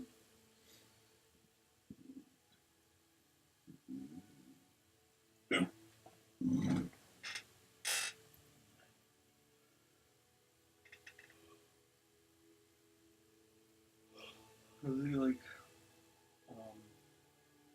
the fact that we're able to go to this many shows and make profit sometimes. Sometimes. That it says a lot, and it's like it's not. We're like, I want to say we're almost pioneers of the con nomad traveling Lifestyle? living style. Yeah, because the only other people that were ever able to do it to the extent that we do it at, Craft shows? no, was like professionals, like that have like big clout, like so Mike Mignola could go to all these other shows, and make a profit off of it, but like So before you're that, saying they made it accessible for the little guy? yeah. So now, yeah. And now everyone is sort of, everyone is,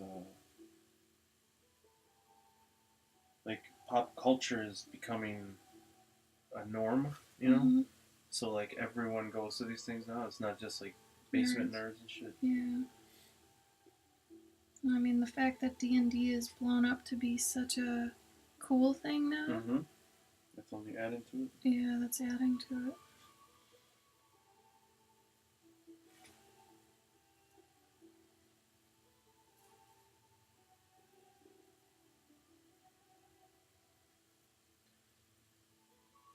Right, especially when San Diego and New York and C2E2 and Seattle, like constantly selling out. Like, Mm-hmm. that's good.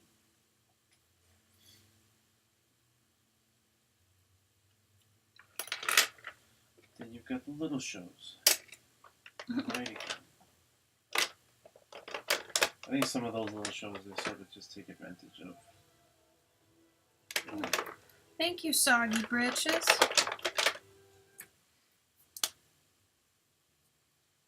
Sorry, Gabe, what? Those shows, I feel, take advantage of The beginner? the beginner. Maybe not so much the beginner, but also like the just Dreamers? like just people like vendors in general, because the only vendors that usually go there are people selling old toys or new toys like vinyl pop and stuff like that, you know. Mm-hmm. So those poor guys, they might sell a thing or two at the show, but they pay like $200 or whatever to get a table. And then for us, like maybe we'll sell a couple prints or whatever. Oh, I'm still surprised my books do as well as they do. Yeah. Well, I think it's also your salesmanship that, like if you didn't tell them what it was about, they probably wouldn't really. Yeah, I didn't sell many before, but now I have them. Yeah. My pitch, you mean? Mm-hmm.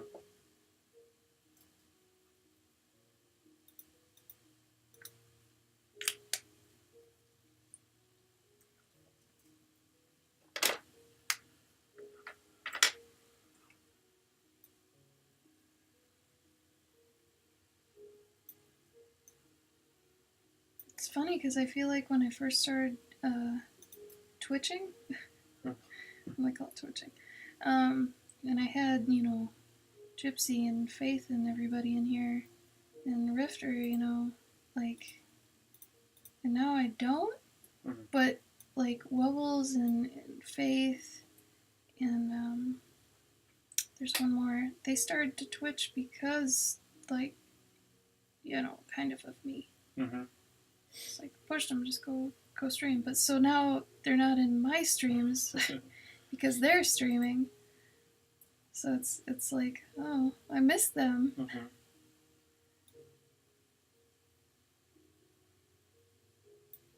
It's like, where are my people? I had a posse. Like a Twitch posse. Where are you now? I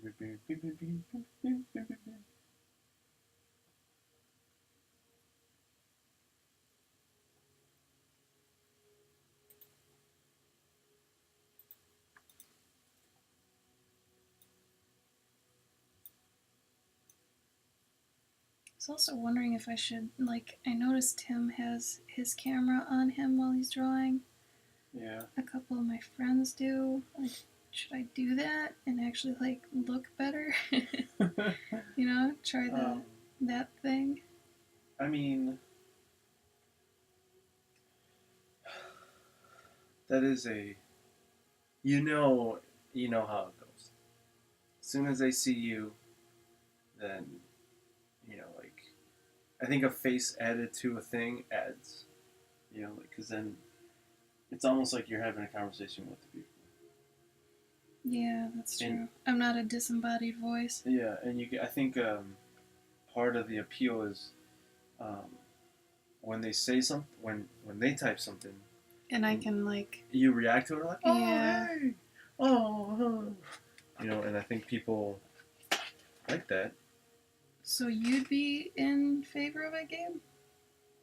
Look, if you put on makeup, I'll put on makeup. You don't need to put on. I mean, not makeup, but it'll be like hair stuff. I'll do my hair. Maybe if you streamed. If I stream. Oh. Shots fired. I don't know. What do you guys think? Do you guys think it'd be cool if I also had a little camera that was on me while I drew? Or do you guys not care? Or does that add to the experience for you? Let me know. Because honestly, I used to stream without sound and I wouldn't talk. Mm-hmm. That lasted maybe a week because I had people that were like, I can't hear you. Like, is my microphone broken? Like, all this stuff. So, if you guys have like a preference on that, like if you think it'd be cool, let me know.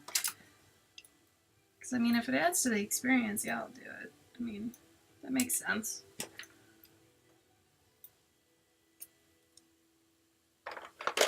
Maybe that's why Tim became such a sex icon. Mm-hmm. And all the girls are like, oh my god, Timothy, oh my god. Welcome back to the stream. Having a cam probably would help you. Well, Gabe, if I do that thing I was talking about with putting my monitor in front of me, then it's just, yeah, I can use that camera. Mm-hmm. Get you a nice green screen. So you don't see my messy bed? Well, no, then you could be in I the don't know, forest. guys might think that's hot. You can just get on the bed. Just a messy bed. And this is my sleeping bed, as opposed to my lounging bed. You know what I was gonna say? I was gonna say, maybe, what if it was like a what you call it? You know, you could be like painting in a forest or something. Oh, yeah, because that's not cheesy. Mm-hmm. I would probably put up a thing behind me, though.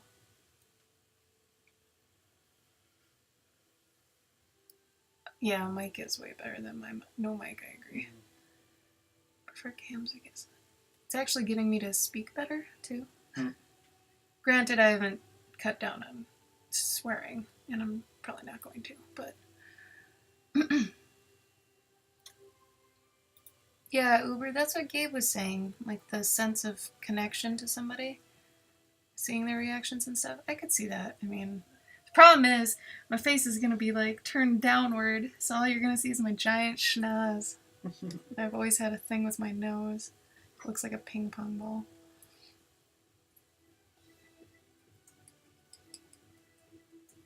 Ah, that's true, they do. I know, Yen has one, too. Like, she's got a camera on her. Mm-hmm. But that means, you guys, that means I'm gonna have to, like, get dressed. And not probably slouch and have my belly go on. Love my belly. Yeah, but it's not like you don't have to put like your whole It'd body. probably just be this. And then you can always zoom into just your like facial, into like, you know. Yeah. I'd probably... Oh, well, I've got leftover... Oh! I could use the leftover, or rather, the really shitty, like, sheets I airbrushed and just put them behind me. Oh yeah. I mean, maybe if they're crinkled and stuff, they won't look as bad. Oh, you can even use the other ones, the ones you use for shows. No. Then they would Taking at them least- down and putting them back up, no. No. No, that'd be way too much bullshit. I don't want to do that. No.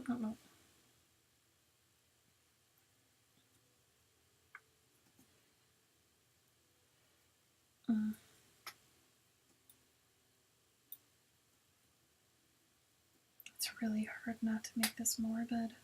It's so morbid. Like, the nature of the beast here is that it's morbid, you know? Mm-hmm. Like, it's a literal beast.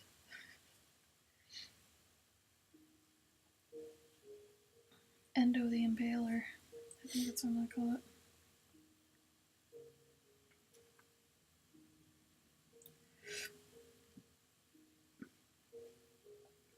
Well, thank you for the feedback, you guys. I think I'll do it then. Oh, fisheye lens. Black and white, that's cool. Oh, maybe I could just pop on my ears. That'd be cute. That would actually kind of be cute. I mean, if I'm gonna rock the elf thing at cons, why not just do it? If I'm gonna show myself, have fun with it.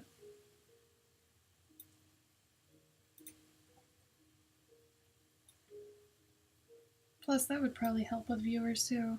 If somebody drops into my stream and it's like, that's an elf drawing things, then it'd be like, oh, I'm gonna stick around and see what happens with this. Wait, what the hell? Fucking elf ears? I think then though I wouldn't mind like if I was dressed in a hoodie and I still had my elf ears though. I'd just be like, yeah, whatever. Well, in that case, maybe tonight I'll do that thing I was talking about. What's that? Pop on my ears sounds odd. I have elf ears that I wear at cons and stuff. Oh, Britches! I forgot you're new. Hold on, let me show you a picture. So you have some semblance of what I'm talking about. Sorry, sometimes I just get in the mode of like assuming people know what I look like. I don't know why. I guess because I've shown people a few times, I feel like a dork. Okay.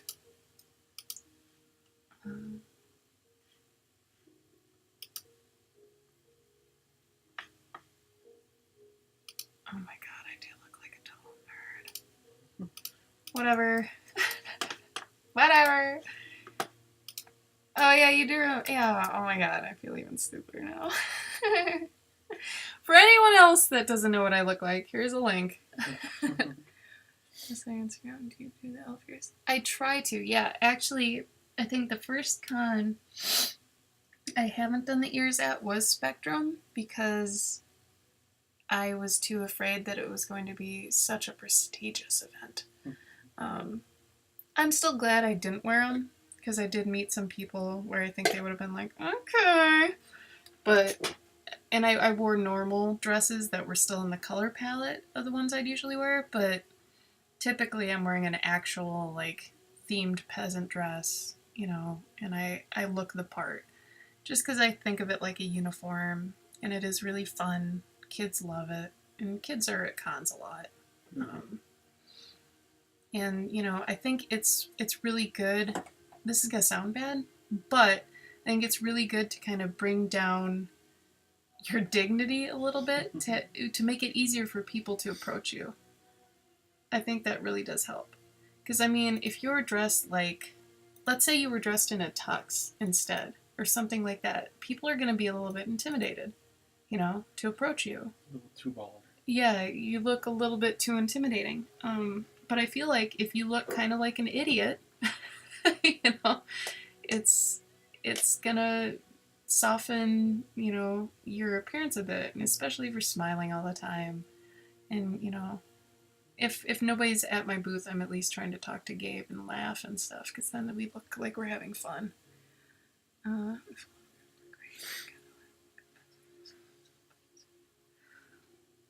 Bridges, no worries. I totally understand. Maybe follow me here or on Instagram because I'm going to be doing a contest soon. Because I'm almost to, I think I'm actually at 4499 right now followers on Instagram. So I'm almost at 4,500. So I wanted to do a contest. So if you want to partake in that, maybe follow me on the thing so you know when I'm doing it. Yeah, it is part of marketing and showmanship. A lot of people that do cons, I feel like, don't take them seriously enough. You know, granted, some people are just doing them as kind of passive income. But I feel like if you're in the position Gabe and I are, where it's your sole source of income, really, or not even Gabe. Gabe's exempt, never mind. If you're in my position, my sole position, where the only income I'm getting is really from cons, I feel like I have to treat it like a job, you know, and treat it with respect, and, you know, be serious about it. So be serious by dressing like an elf. You know, and have a sense of humor. Yeah, Bridges, make an Instagram. Takes 2 seconds, and there's so much art, and it's wonderful. It's always on your phone. It's always on your phone. Like, it is the best and easiest way, I think, to see art in this day and age. You know, it's really invaluable, I want to say. Like, I love Instagram so much.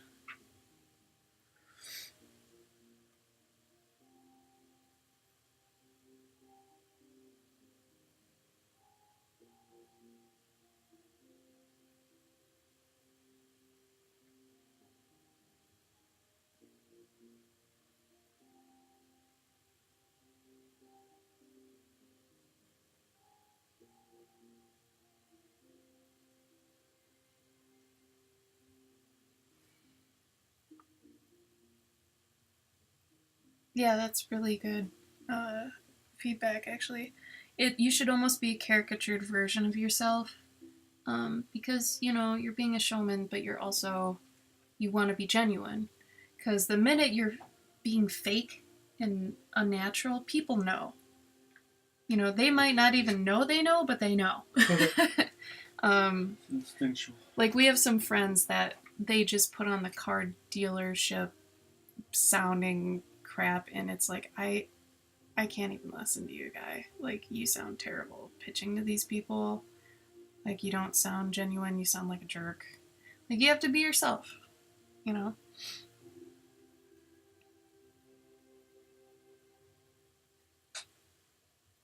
Oh, good, Britches. Yeah, let me know when you follow me. I'll follow you back.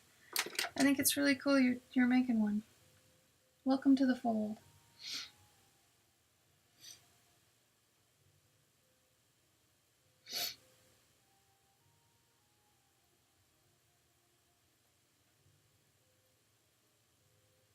Also, for some reason, I feel like it's the best place to kind of, like, I feel like Instagram, when meeting people in real life and meeting them, like, I think I've met majority of my Instagram followers in real life. You know what I mean? Like, the majority of people that I know on the internet and have met in real life are from Instagram. It's not Facebook. It's not Twitter. It's not like they're like, hey, I follow you on Facebook or I follow you on Twitter. It's like, no, I follow you on Instagram. Yeah, and then you meet them in real life. And then you meet them in real life, yeah. And that's what they say. I follow you on Instagram. Yeah. Oh, cool. Like, that is such a neat feeling when people say or like, I followed you for years. Mm-hmm. That's really cool. I mean, just in general, I guess, not even like pertaining to Instagram, just I've followed you for years. Mm-hmm. Like, that is a really cool feeling. Like, I usually come around the table and give them a hug for that one. Because that's pretty damn cool.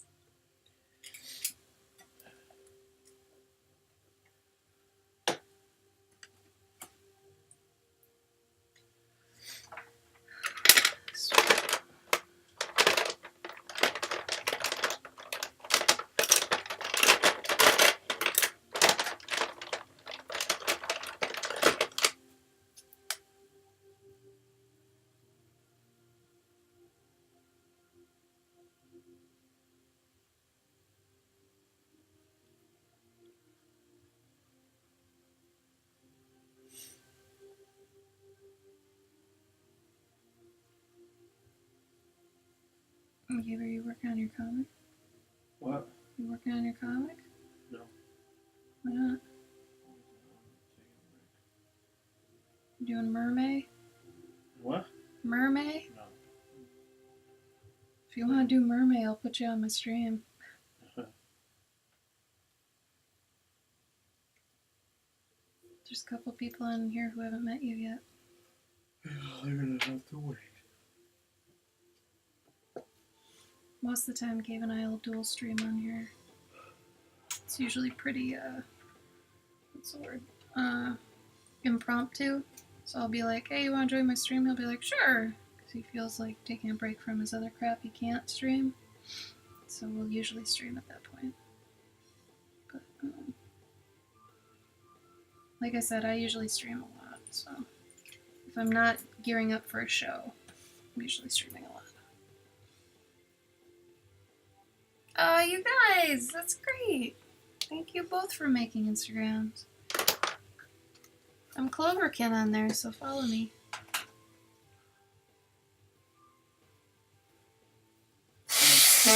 I mean, actually, I should give you the little Von House starter kit. There.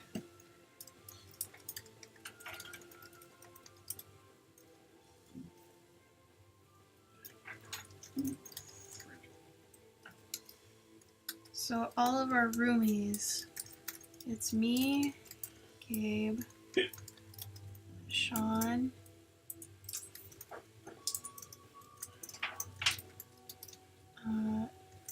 Tyler, Key, and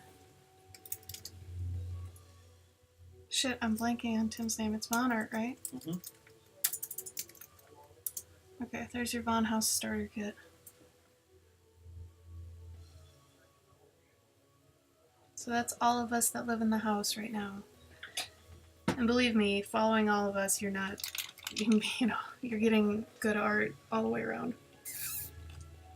None of us are bad. Yep. I don't think so. Where'd you get that? Oh, that might be for your square reader, maybe. Yeah, keep that actually for your square reader.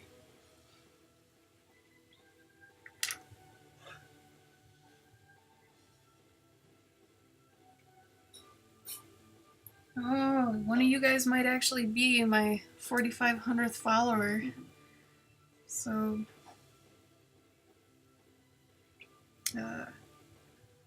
you guys should just go race. It's gonna be one of you.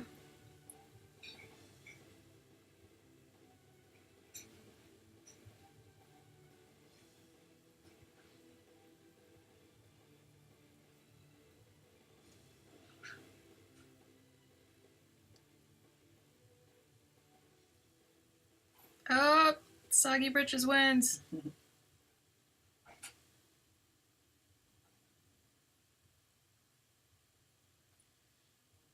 Oh.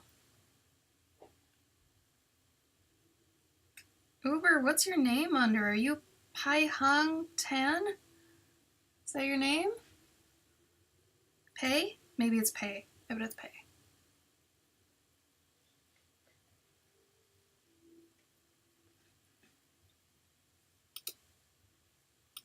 I failed. It's okay.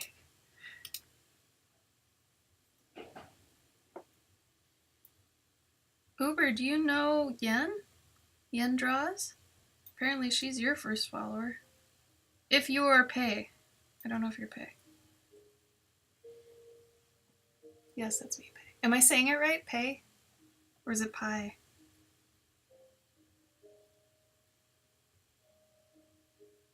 Oh, nailed it. It's Pei. Cool. That's a pretty name.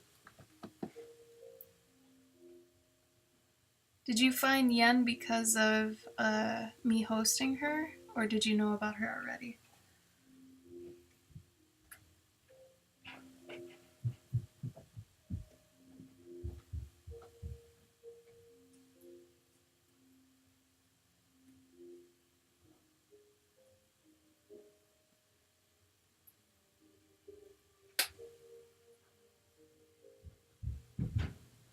Jesus. Oh. Yeah, I asked if you knew Yen through my stream, like when I host her, or if you already knew about her. Yen Draws Yen.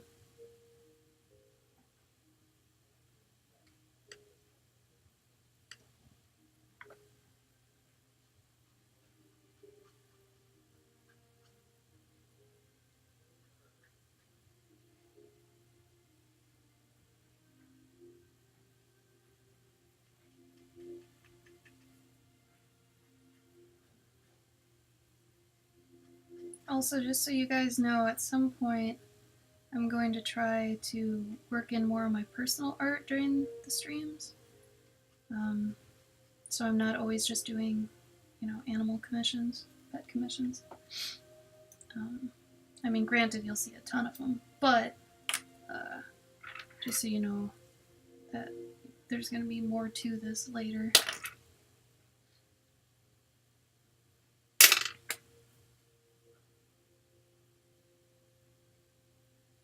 Oh, that's awesome. You found me through her. That's so nice of her. She seems so sweet. Gabe's met her in real life. I haven't. You met her in England? Yeah. Yeah. Of all places. We live in Wisconsin, so that's kind of funny.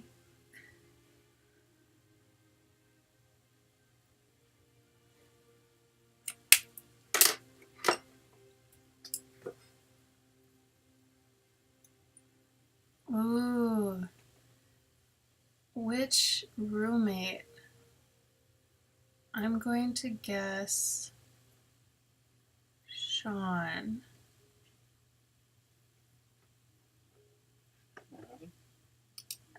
Britches said he bought a print from one of our roommates.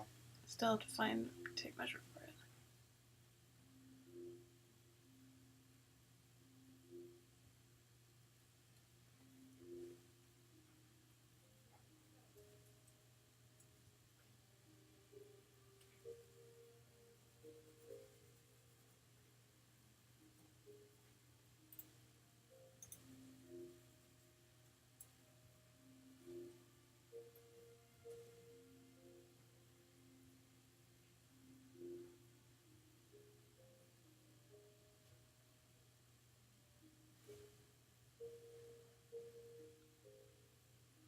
I originally didn't like this piece, but I'm starting to like it now. Which one's that?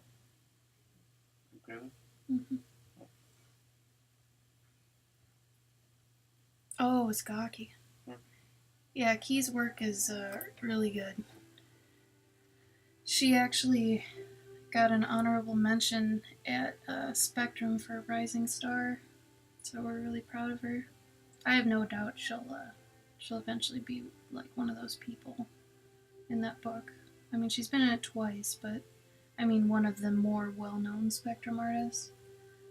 I bet her and Tim, no doubt, will be there in no time.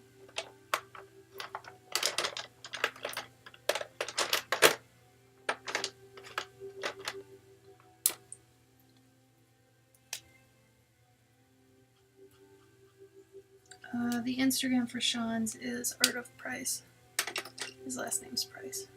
He thinks he's so smart.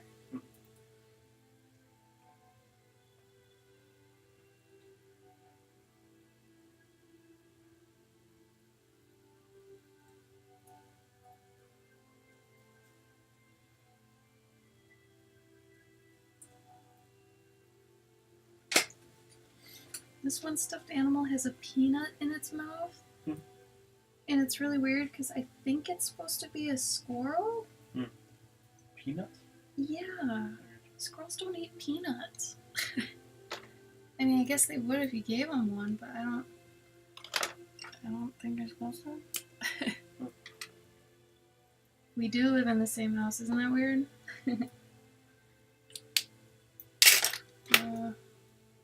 Granted, Sean's only lived here since... When did Sean move in? February? Mm-hmm. February? Gabe moved in last January? Or no, 2 Januaries ago? Last one. Not this January, the last one. Not this one, yeah, last one. Yeah. And then Tyler and I have kind of been here already 2 years, I guess. I moved from Minnesota here. Tyler's from Illinois, Gabe's from Illinois, Sean's from Ohio, Key's from Illinois, Tim's from Wisconsin. It's his house. We all live in Tim's house.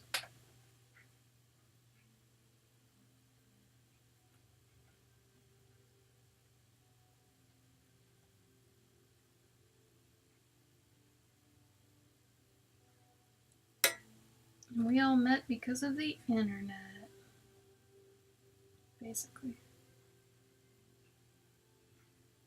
I think before cons were like part of my thing, I had met everybody on the internet. Gabe I've known for like 10 years. It's really weird. Our story is just really, really weird. And then Tyler, Tim, and Tim I met online, technically. And then in person. And then Key, we kind of met through just hanging out after cons. And then Sean's story I love, because technically I found him. He came to my table at C2E2 last year, and was all kind of timid and like, hey, would you want to see my art? And I was like, sure. And I mean, it's kind of rare you get somebody coming to your table wanting to show you their art. And he showed me, and I ended up buying his art off of him coming to my table.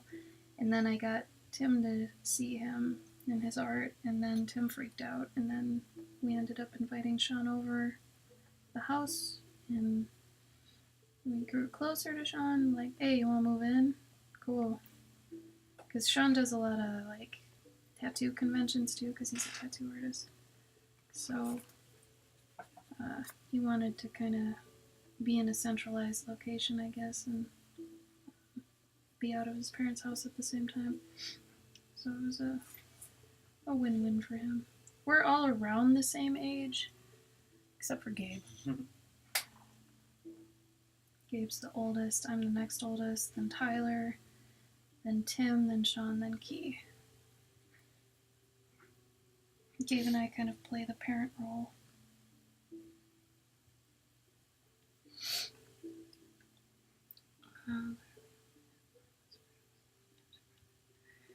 Yeah, our official house name is Vaughn House, because it's Tim's house, so Vaughn House.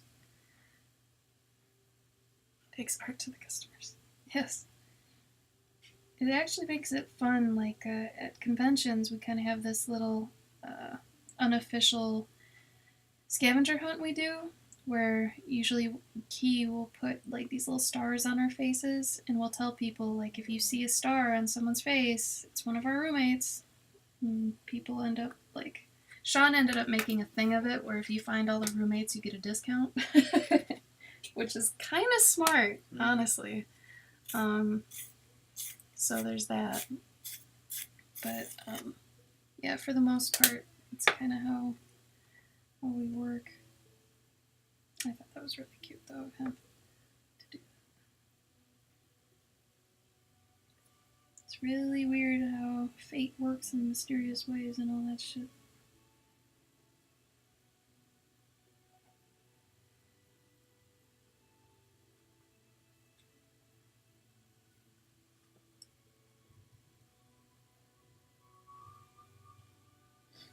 I keep thinking it's Sunday. It's totally not Sunday.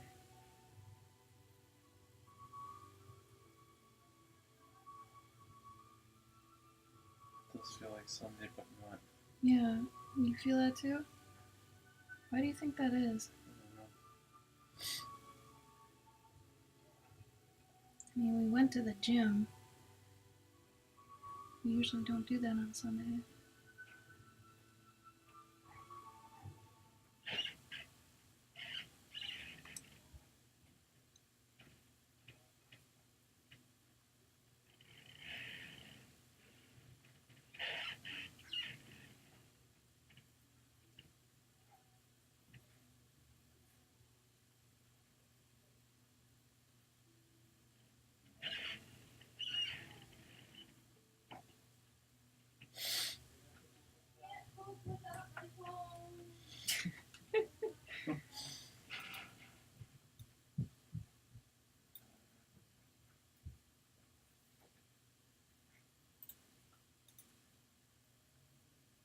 I almost want to quote her on that. You almost want to what? Quote her on that. Sean on the phone. Yeah, something like Him and his girly little giggles. Hee hee hee hee.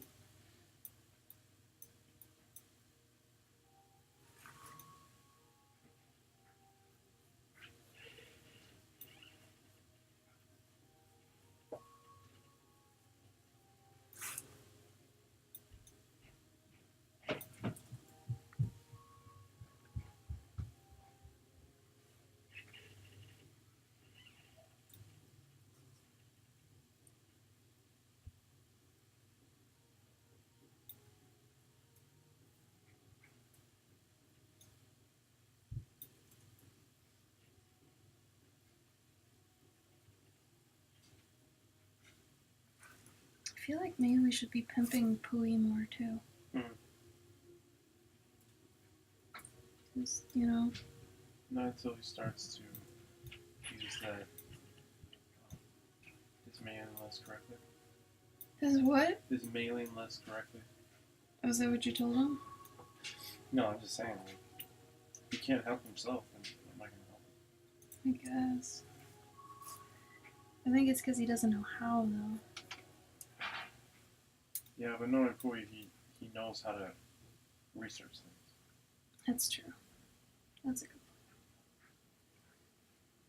Just saying don't do his work for him. Mm-hmm.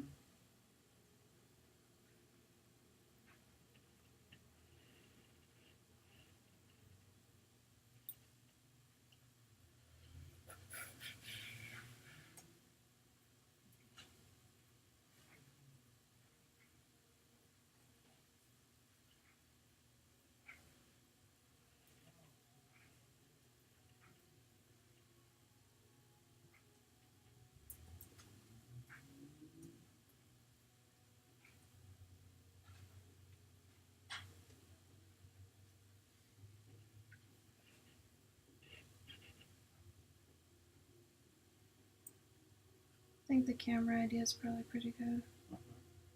It'll keep me from being a slob. Kind of turned into a slob.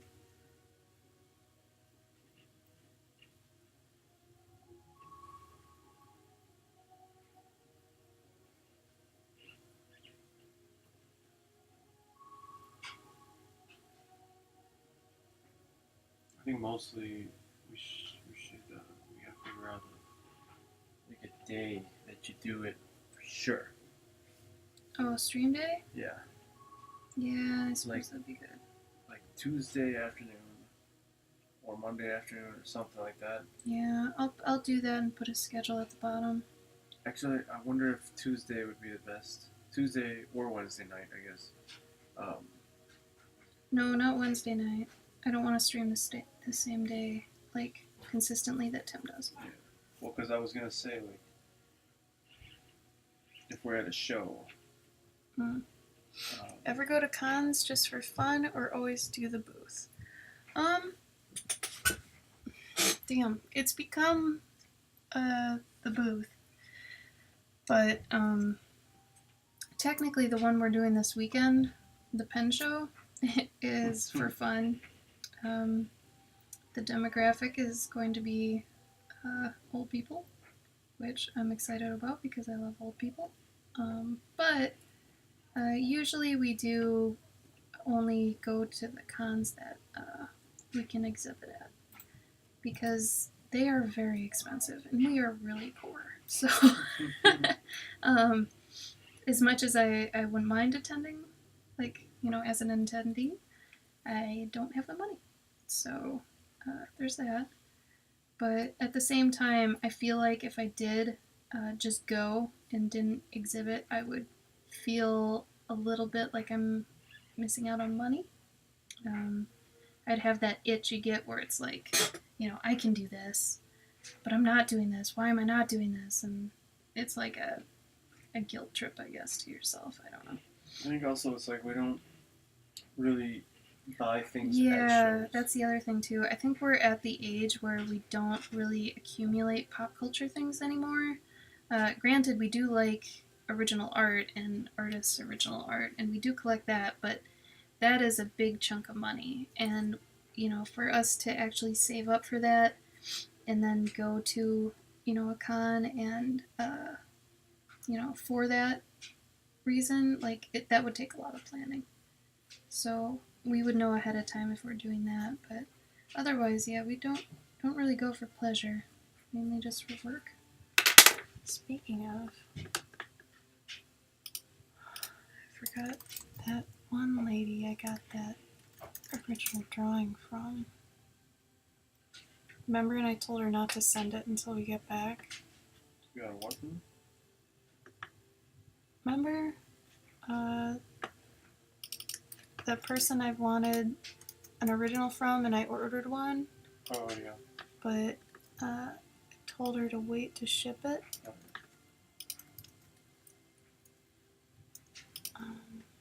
Shoot. There we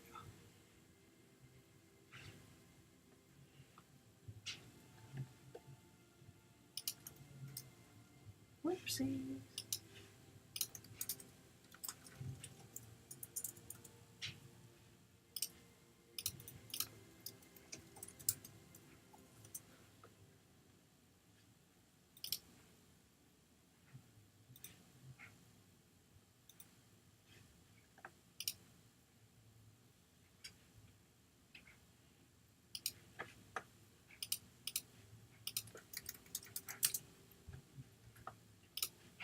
Weird.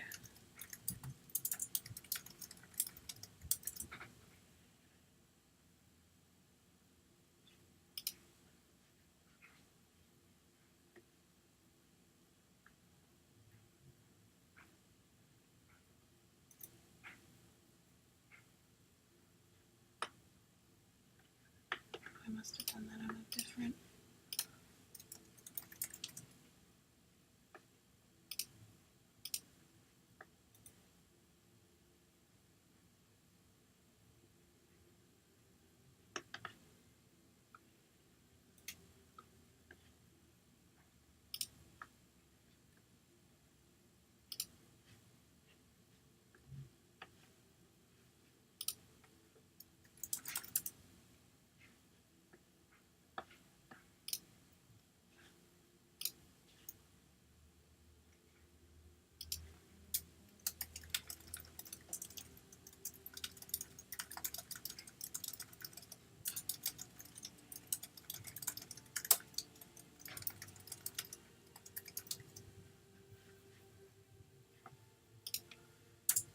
Okay.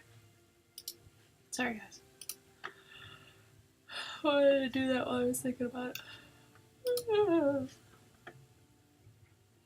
Yeah, we do. Gabe and I have this like problem where when we're not working, we feel very, very, very guilty. So like we don't even really play video games anymore or anything like that. It's tough to even get us to watch movies or go places. So like it's kind of sad because we'll each try to encourage the other one to, take some R&R, go play a game. And we'll both fight each other on that because it's like, well, we're trying to make money, blah. But it's like, we both need to realize that we do need, time off. But yeah.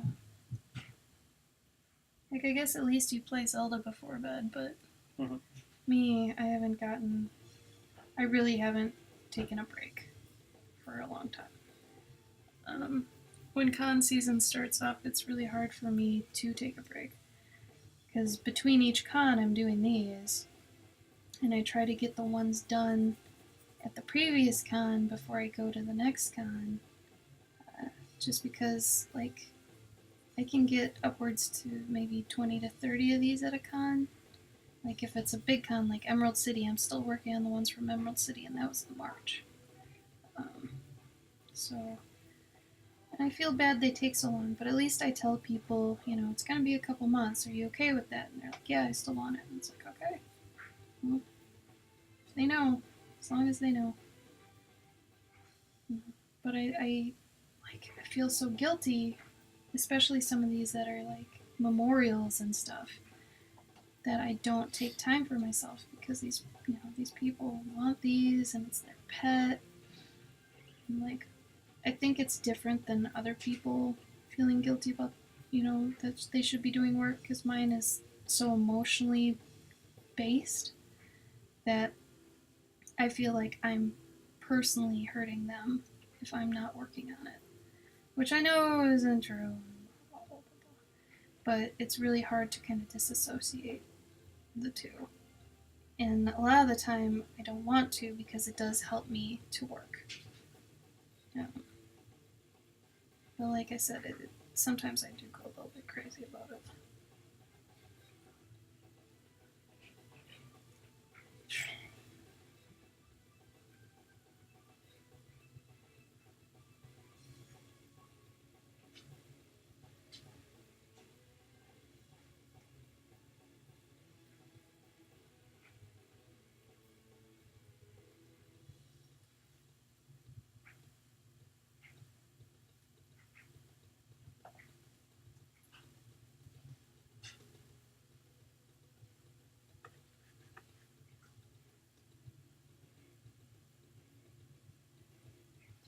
Yeah, see both sides of it. I'm glad. It's difficult. Like, I have to be, admittedly selfish to take time for myself. When I know people have hired me to draw some of their most precious things. Like, it's hard. Hi, Willow.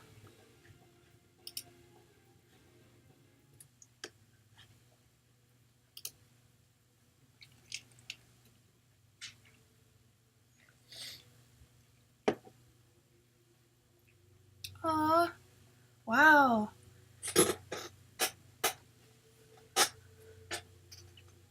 Thank you, Britches. I still have yet to learn what those mean. How much is 1,000 cheers? That's so sweet of you. Thank you.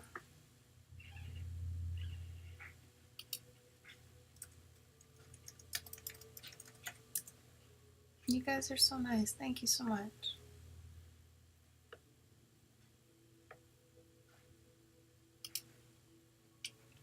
I just got those, so I'm still learning what they are.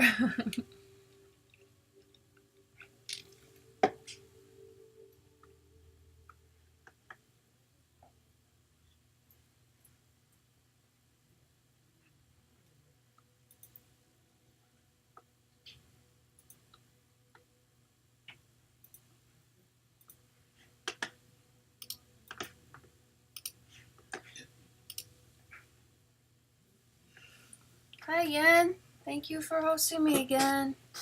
Oh, thank you. Oh, again. Oh, thank you, Britches. That's very sweet of you. 1,000 pennies. Holy shit. That is great. 1,000 pennies. 1,000 pennies, yeah. The bits. Thank you, Vent Flowcon. Vent Flowcon.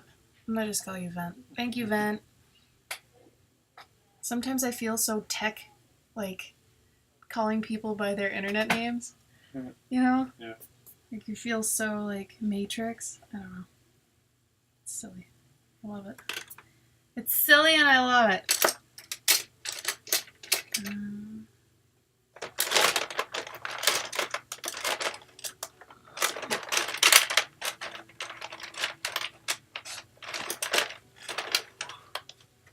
Gabe is here again.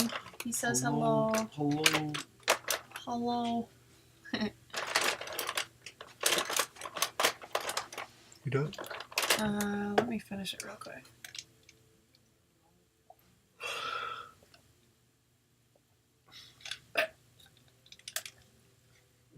We just, like, there wasn't enough. You didn't tell me enough. Uncle. We're good, Yen. We're good. We, just got done with 2 cons the past 2 weeks. We went to Spectrum and we went to Indie Comic Con in Indiana. So we're still recovering, but at the same time working, But we're good.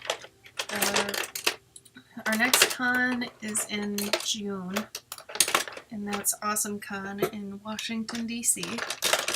So Yeah. It should be good, but it's nice we get a little break because I was really looking forward to it. But how you been? You been good? I love your daily still. You're so hardcore for keeping that up, man. Mad props. Oh no, we didn't get conflu. Surprisingly, we did not get conflu. All the roommates basically did except us. Which I'm very thankful for. I think us living in the basement and driving separately and being in a different hotel room during the con helped. But yeah. Ooh! Where are you gonna be? When you come into the US, where are you gonna be?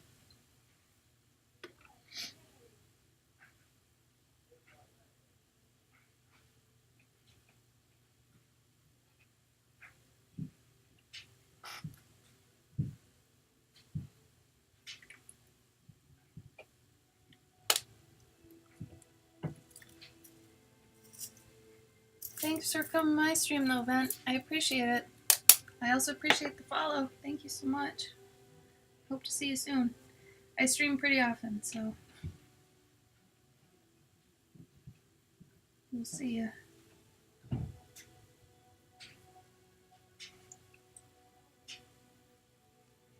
Oh, San Francisco. Are you going to STCC then? If it's around that time, I'm guessing?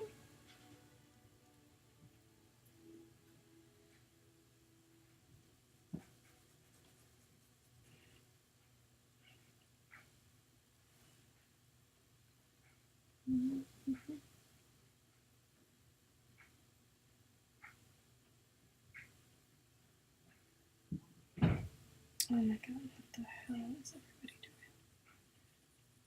My roommates are so loud sometimes.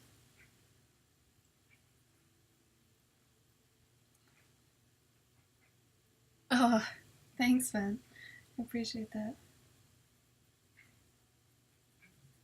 I also talked to my norm streamers, my regulars, and we've decided that I'm probably gonna get a little camera, kind of like you have, Yen, just so people can see my face too. Because, I don't know, at first I didn't even have a microphone. And then, like, a week after I started streaming, I'm like, okay, I need to be talking to people.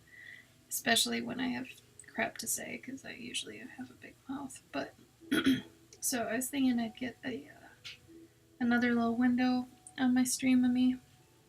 It'll also give me a reason to stop looking like a slob every day.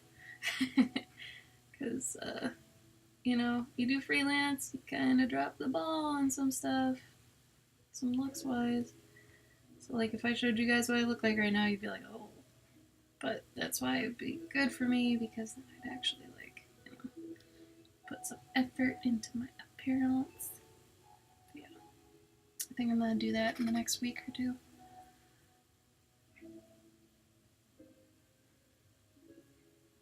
Oh, wow, that is a long distance relationship. Well, good on you for keeping that up. That's not easy. Oh, thanks, Yen. Uber. I've actually not met Yen in person yet. Gabe did when Gabe was in England. He and Yen met up and drew together and stuff. And then that was before Gabe and I started dating and before Gabe moved into Von House. But yeah, so they were friends. And then I kind of met her through Gabe because we were all kind of doing the whole daily drawing and the moleskin thing. The only reason I quit doing that is because, well, there's two reasons, I guess. One is that these take up a shit ton of my time. The other is that, like, there's no real good final form to them. Like, there's no way to really sell them. And that was kind of disheartening to me that I couldn't really, like, I try to make everything that I make now be sellable in one way or another. You know, just because that's what being freelance is now. So I try to make it like that. So it's hard for me to turn a little book that's this big into something I can actually sell, but and I'm shit poor at like managing my time lately, so for me to actually factor in time for doing something that's not sellable is rough. Like I'm so bad at that right now. I recently switched to being freelance, hence why I'm so bad at it. But I'm gonna figure it out. I have to. I'll figure out how to actually arrange my schedule and get back on the ball. Because my mind is still in this, 9 to 5 mindset of, staying up till 3 a.m. is bad. And, you're lazy if you stay up late or something like that. Like, old me is still yelling at me, and it's been over a year. So.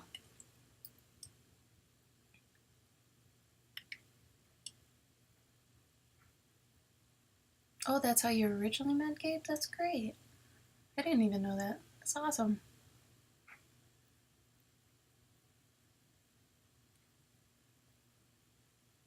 I don't yet know. I'm thinking maybe Tuesdays, Tuesday afternoons on for sure. Like making that the actual day. I try to stream like 3 to 5 times a week because I always have these to do. Like I have a crap ton of these. I've got, for the new people joining, here's another one I did the other day. And then there's this one. But yeah, I try to do these per stream, at least one per stream, if not, but definitely Tuesdays. If that's a good day. I've yet to figure out if that is a good day or not. But for sure, I'm going to have one day of the week. And then try to stream randomly the other ones because it's too hard for us to actually, predict what days would be good for streaming, stuff like that. Like, I really do just kind of go on whatever. But I will try to have a for sure schedule. I am in Central Time Zone. Like Central Standard Time, I think, is the official thing. Oh, my hair is in the camera. Jesus. Ew. It looks like I just threw hay on my picture. Like, what? Yeah, we are Central Standard Time. I've got so at the top of my video, I'm gonna probably have to make that a different color because not many people have seen it. I'm gonna be streaming Thursday with our roommate Sean. His Instagram is Art of Price, and he'll be streaming with me Thursday. But Gabe and I have a pen show we're going to this weekend, so we won't be streaming much this week. I'll try to tomorrow and the next day, but as far as having a schedule goes, it's going to be a little rough until next week probably. And then we actually get to start, chilling out on stuff. It's really been go, go, go, go, go.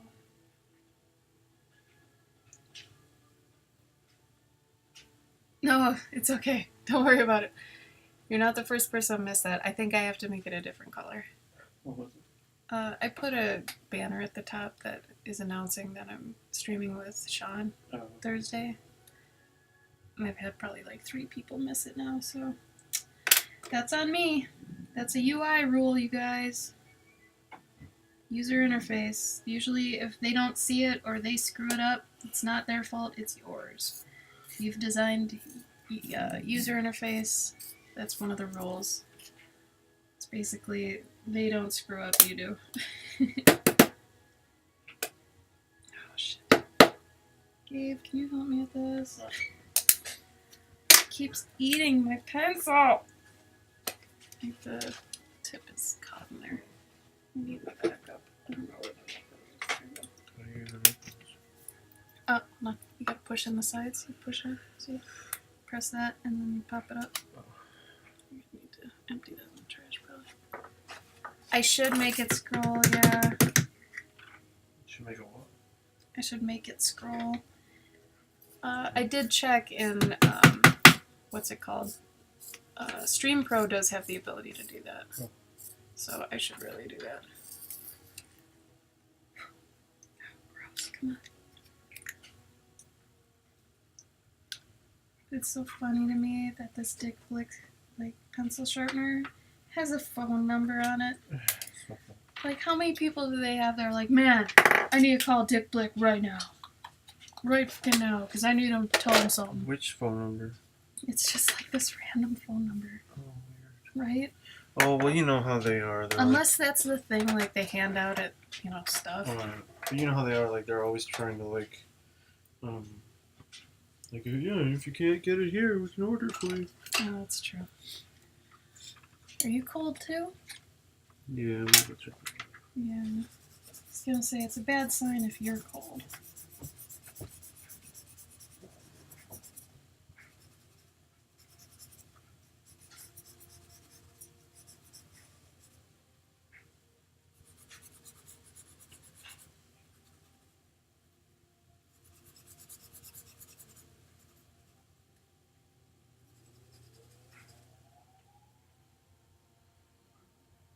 Actually, can I make it scroll from...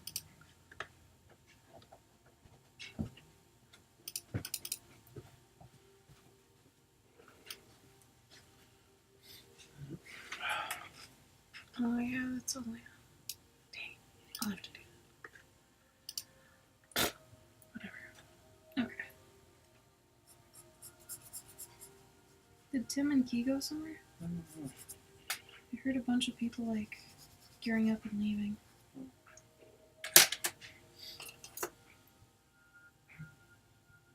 ew. Get out.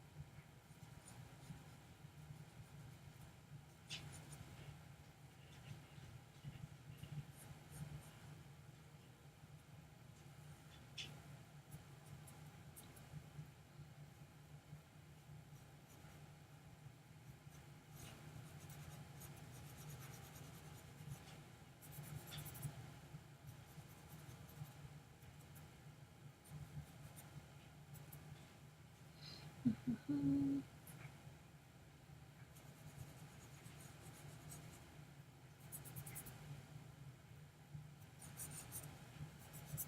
Okay, were you getting hungry?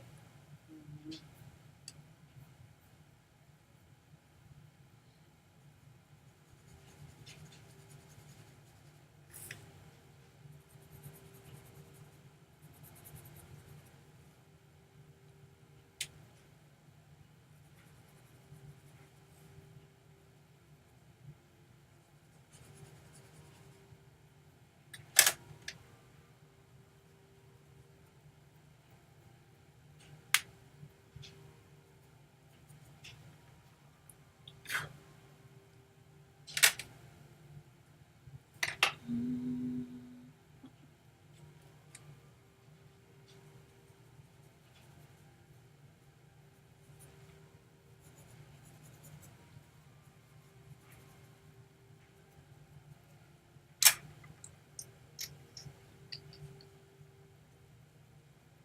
Maybe like that.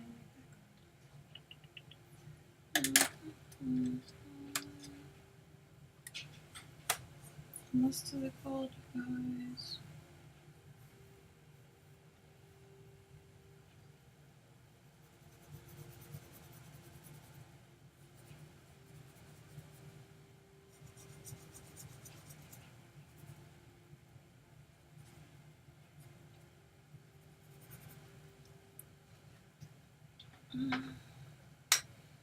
I will be using this shortly. This goes on the painting itself. I just have this problem with letting go. I need to make sure it looks the way I need it to. So when I add the paint detail, it really needs to be pretty close to being done. Otherwise, I'm just, it's really hard to go back. Because, I mean, it's acrylic paint, so it dries pretty cakey and hard. Can't really put things over it exactly.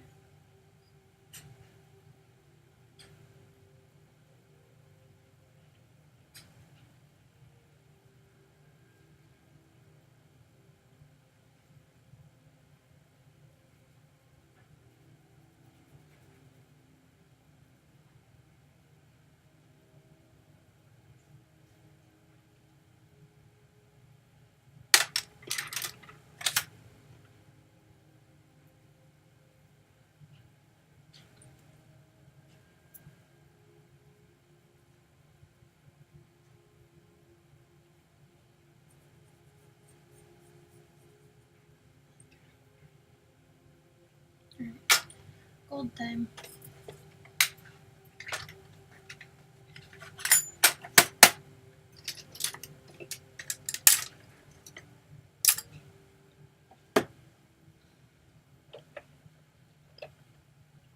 Of course I lose my brushes.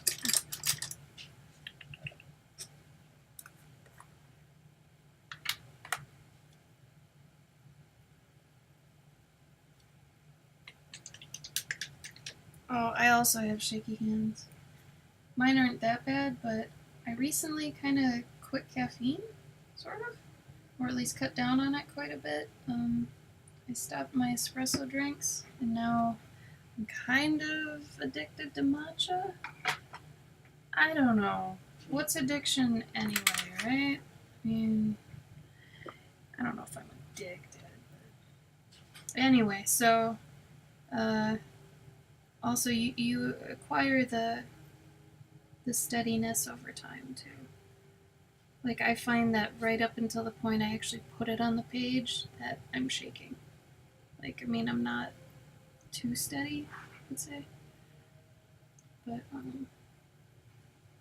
yeah, I mean, if you practice enough, I think you'll kind of develop the steadiness. Unless you have, like, Parkinson's or something, and then I'm so sorry. So that would really suck.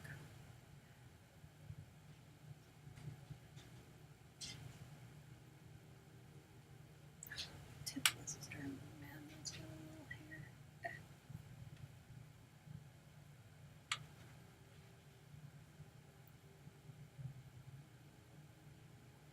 Yeah, I did notice that. I got the first time I had matcha, I like got a huge buzz off it. But it is very mild compared to the espresso buzzes I'd get, which those like it's bad. Like it's too much. You get shaky, you get dependent. The matcha I feel like I'm not dependent really. Not like I was on the coffee, but it at least feels better, and it feels like it'd be easier to come down off it.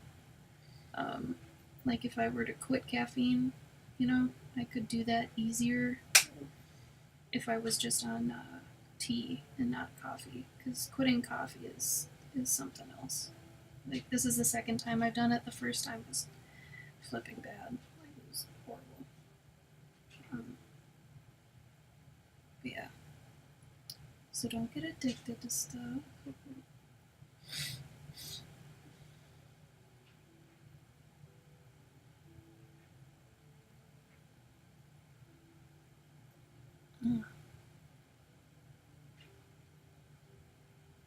I saw that, Ian. Like the spoon. I've seen that. I didn't know if there was like an all-around stabilizer tool, but I've seen like the spoon one, and that's amazing. Like I'm so happy for people that now need that, have that. So that's great. 'Cause I can't imagine living with that. That's got to be so tough.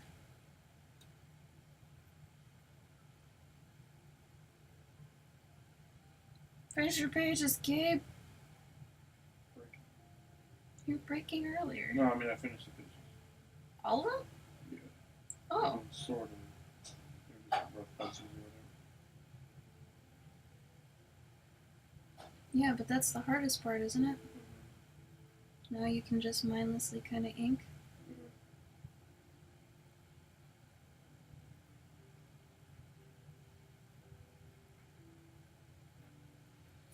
I realize sometimes you guys can't see this if I'm doing this. My light has to be just right to actually see. Here, that's part of the fun though. I'll see if I can change that.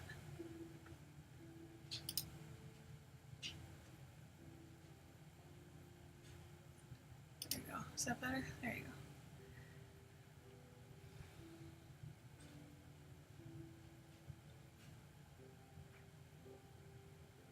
Oh no.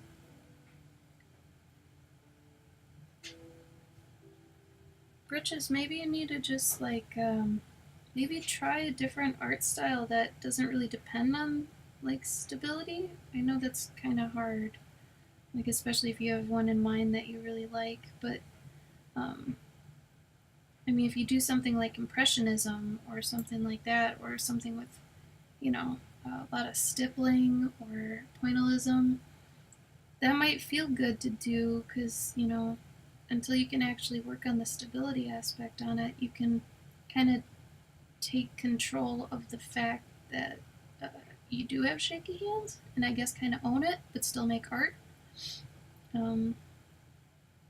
So yeah, maybe you'd be better at pointillism or something like that than somebody that has stable hands. You never know. Could be more of a strength than a weakness. Holy crap, Yen, how? How did they... how? Is it for their hands, or what is it?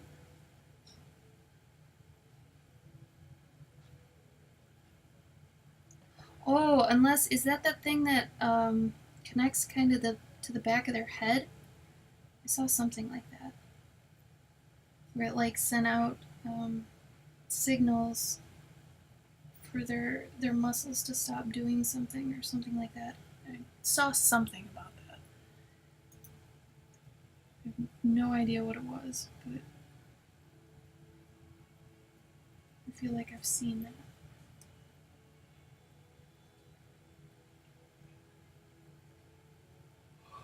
I've known some people who were like really shaky, Mm-hmm. but like they've learned to like draw through like you can't like take your time with lines. You have to like just make Go quick. Yeah, you have to make confident markings. Strokes. Yeah. That makes sense. Like very fluid, just quick. Yeah. Yeah, I do find when I go slower, that's when I shake more. So maybe going faster, would really help. That. It's just hard with paint, because you don't, you can't really do the same thing you would with ink. Paint doesn't have that steady flow that ink does. That's why right now I'm being very meticulous with this.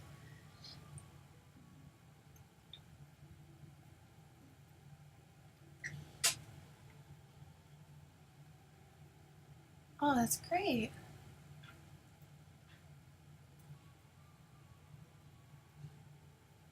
I'm glad they have it. That's flipping fantastic. Yeah, and if you want to friend me on Facebook, man, I don't know why we haven't yet. I'm totally fine with that.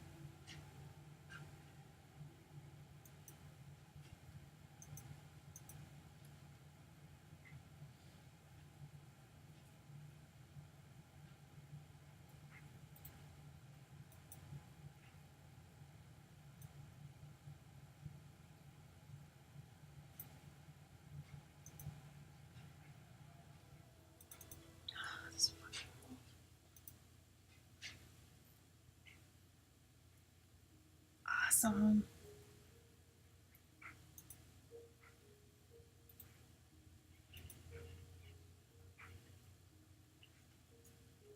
I will find you, and I will friend you.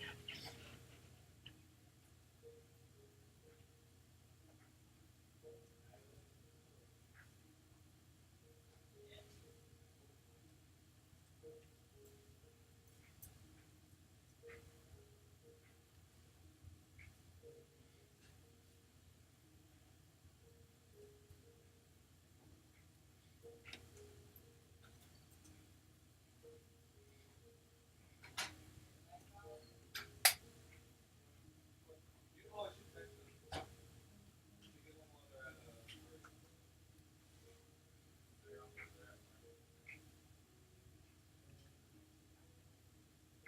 there. I will find you. Yeah.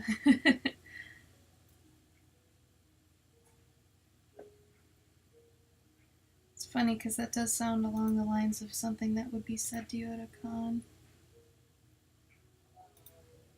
You get some weird people saying some weird stuff at cons sometimes.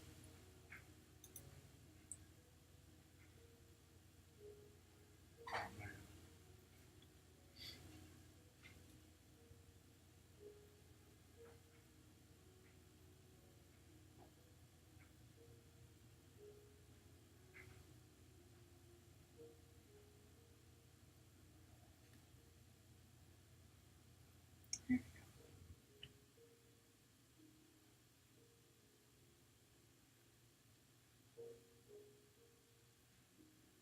I completely forgot about this guy. I need to finish him. He's not done. He's not done at all.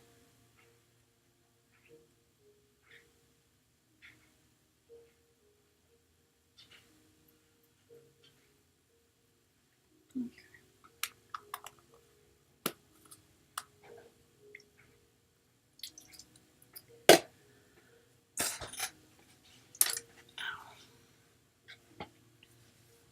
I think for the time being, you know, since oh, maybe not. Shit. I don't know what I'm gonna do about that. Thank you. Hello, it's Dan for following. I assume your name is Dan. So thank you, Dan, for following. Yes, the gold. Oof.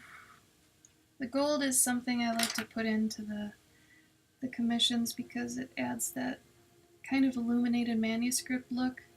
And since I'm kind of trying to hit on the look of like old medieval oil paintings, it seemed appropriate to start putting in. I mean, I'm not saying it's on the same quality level as those oil paintings were, but, you know, at least it kind of harkens that look. So, there's that.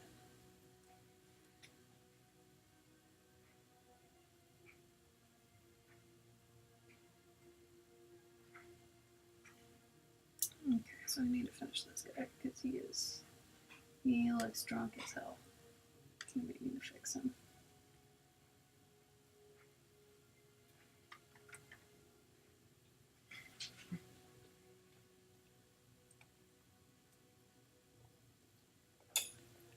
Oh, Danny. Oh, that's cool. Why didn't you put hello, it's Danny? Sorry I called you Dan, Danny.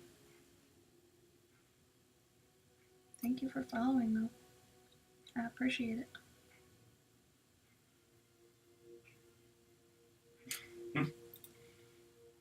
What, Kim? It was, Yen sent me a video of The thingy? the Does it look silly? Is it basically shocking them? no, it's straight up like a wristwatch, and they put like little motors in it, Mm-hmm. and then it basically what's the word? Like a counter. Remember that spoon that they had? Yeah. It's sort of like that. Basically that. Right. But like this girl was trying to make a box, and it's just like, Yeah. she's like 29, you know, graphic designer. She can't even like write her name. But like now she's like able to like write it like almost like perfectly. Oh. Uh-oh, again, am I not supposed to swear? I usually swear on my stream. I don't know. It's not like I swear all the time, but I mean, if I'm gonna, live with Gabe and everything, it's hard to get Gabe to stop swearing, so. Hey, I can stop fucking swearing whenever I want. Oh, I'm sure. Just like you did. I do not swear. Yes, you did. Yes, I did.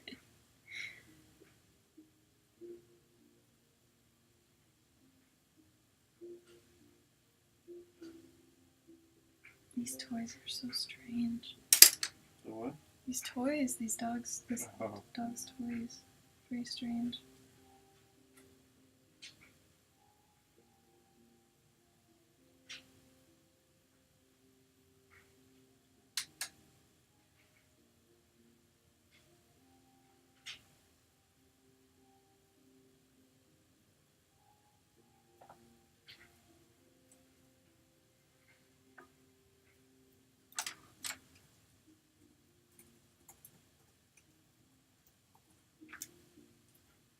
Oh.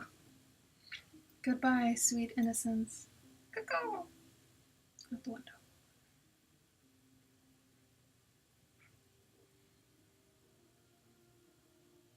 I think this is done-ish.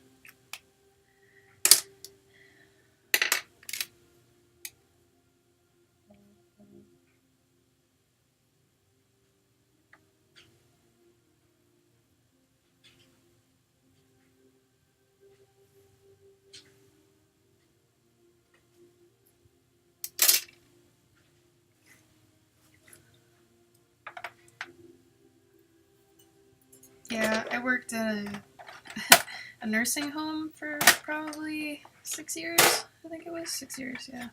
And that was during like my teen phase into my 20s, so that was tough.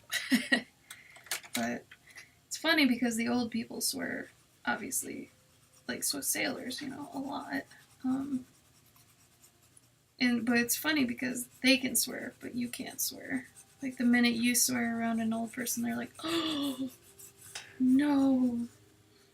But I love old people; they're amazing.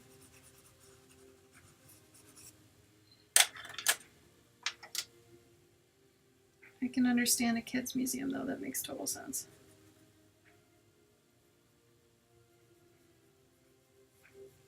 Actually, sounds like a fun job. Was that a fun job over? Working at a kids' museum? It sounds like it could be fun. I mean, the content matter and stuff. Obviously, if you don't like kids or whatever, maybe it's not the best job, but it sounds like it has the capability to be fun.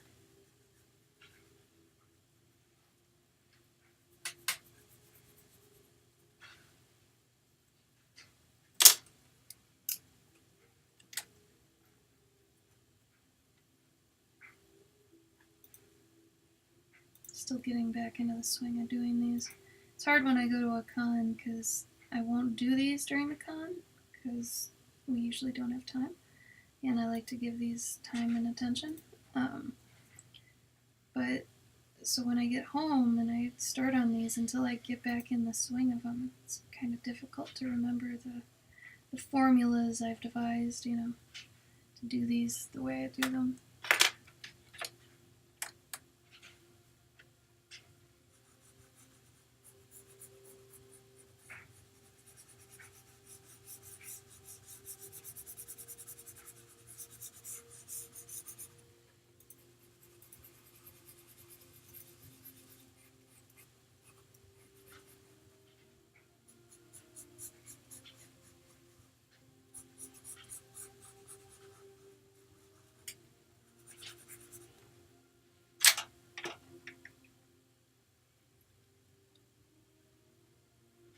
Oh yeah.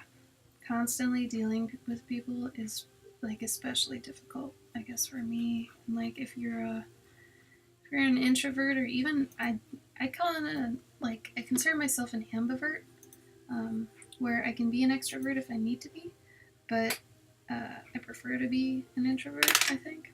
So when you're kind of forced to be on for people, it's, especially for extended amounts of time, that had to be difficult. Like, I don't know if you're an extrovert or not.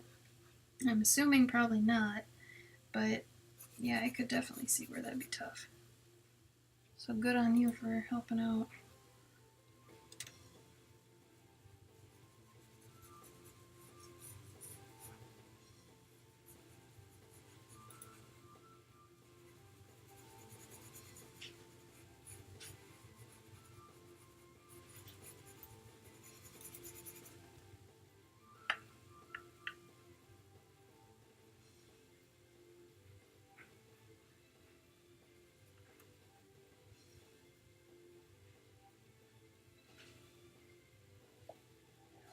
It's like first alley is going to be in the basement. What?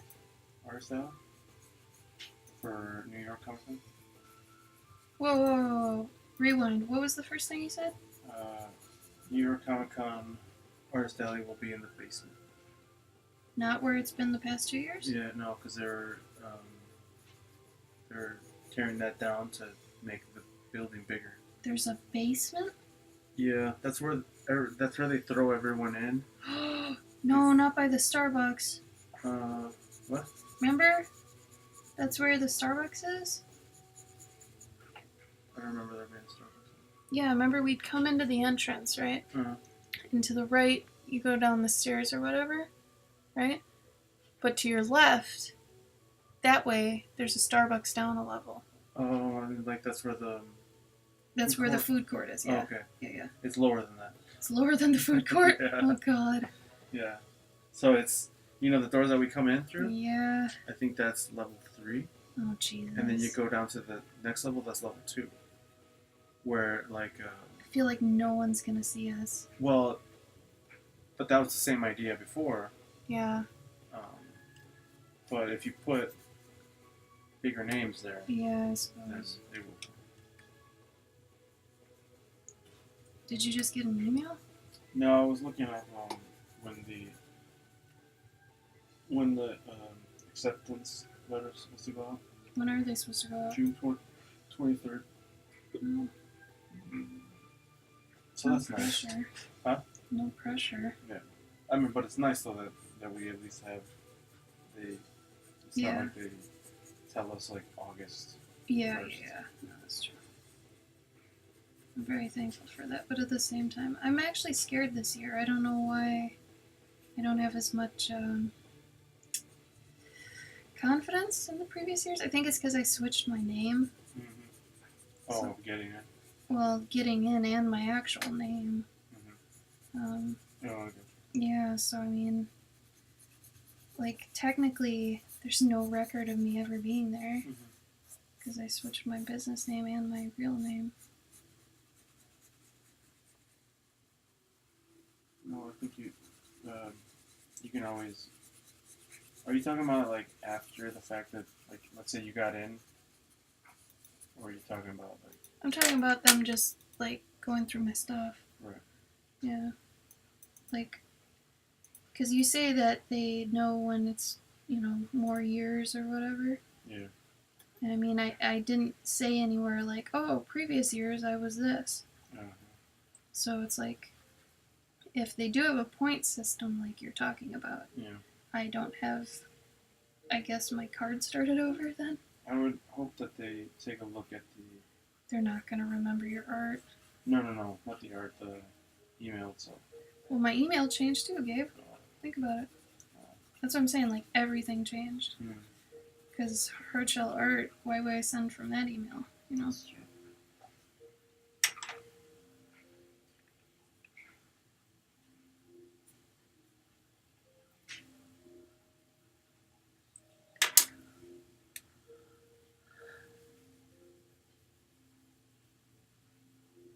Yes, it does. It very much does. I don't think this dog had much of a tail. Forgot to look.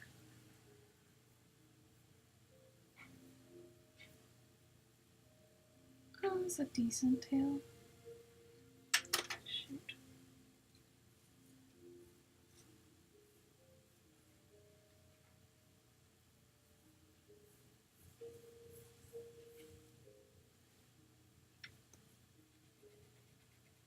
Here's something that doesn't always happen to me. Mm. I'm retrofitting in a tail because I forgot about it. Mm-hmm.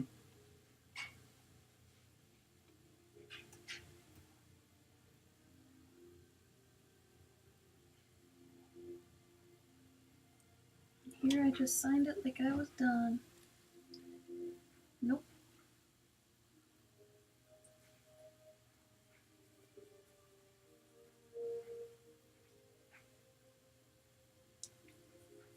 This is the part of streaming I actually think is cool. And like, if I was watching somebody stream, I would want to see stuff like this. Like what? Well, screw ups, honestly. Oh yeah. Like, how the artists deal with messing up. Mm-hmm.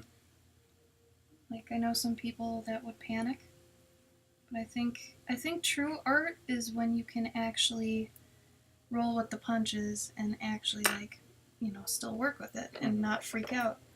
I think you're a good artist when you can, you know, you and the art work together, and you know, it's not a terrible thing if there's a mess up.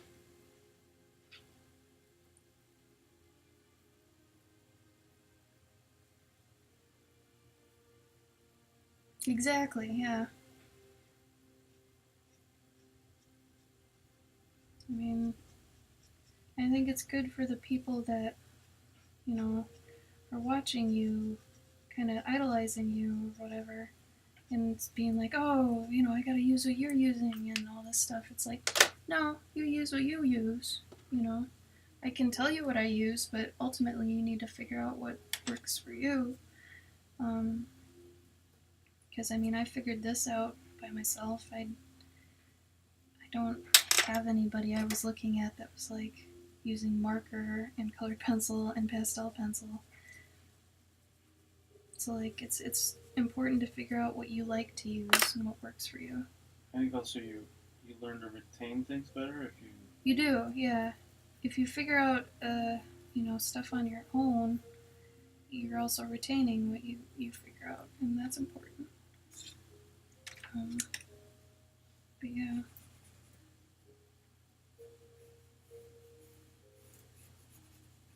So like, and it's important to see that, you know, people to see, I feel like, that you're not perfect.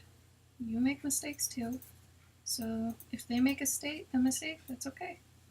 And to show them that, you know, they can work with it. It's not, you don't have to burn your painting now. Mm-hmm. I know a lot of people that it's like, if they screw up one thing, I'm throwing it away. It's like, no. You have a relationship here. You can't just throw away your relationship. You started it, you finish it. You can still learn something from it, even if, you know, it turned out to be a flipping mess. You know? That's a really good analogy. Mm-hmm. I mean, if you had a bad boyfriend or girlfriend, you gotta admit you still learned something from that relationship, did you not? Whether it's to not date someone like that again, Mm-hmm. or, you know, that you don't like broccoli or something. I don't know. I think it's worse when, or it's also bad when people keep erasing. Yeah, After you know. the first line, like that's so bad. Granted, I'll be honest though, I have this superstition where if I don't get the first circle right, I kind of have this thing where I feel like the whole thing's doomed. So I have to, like, when I did this one, I remember I made a circle like this big, and then I was like, no, and then I just erase, and then I did another one, I was like, no, and, you know, because what I was doing with that was finding the focal point, and then from that point, everything else is just going to figure out its measurements based on that. So I needed that to be a very confident spot that I believed in, you know. So there's that. Okay, I think this one's done. It's done. So yeah. I'll probably stream tomorrow. I have to go to the post office and stuff and send these out. But I'm going to stream tomorrow, that's Tuesday, right? Tomorrow's Tuesday? Mm-hmm.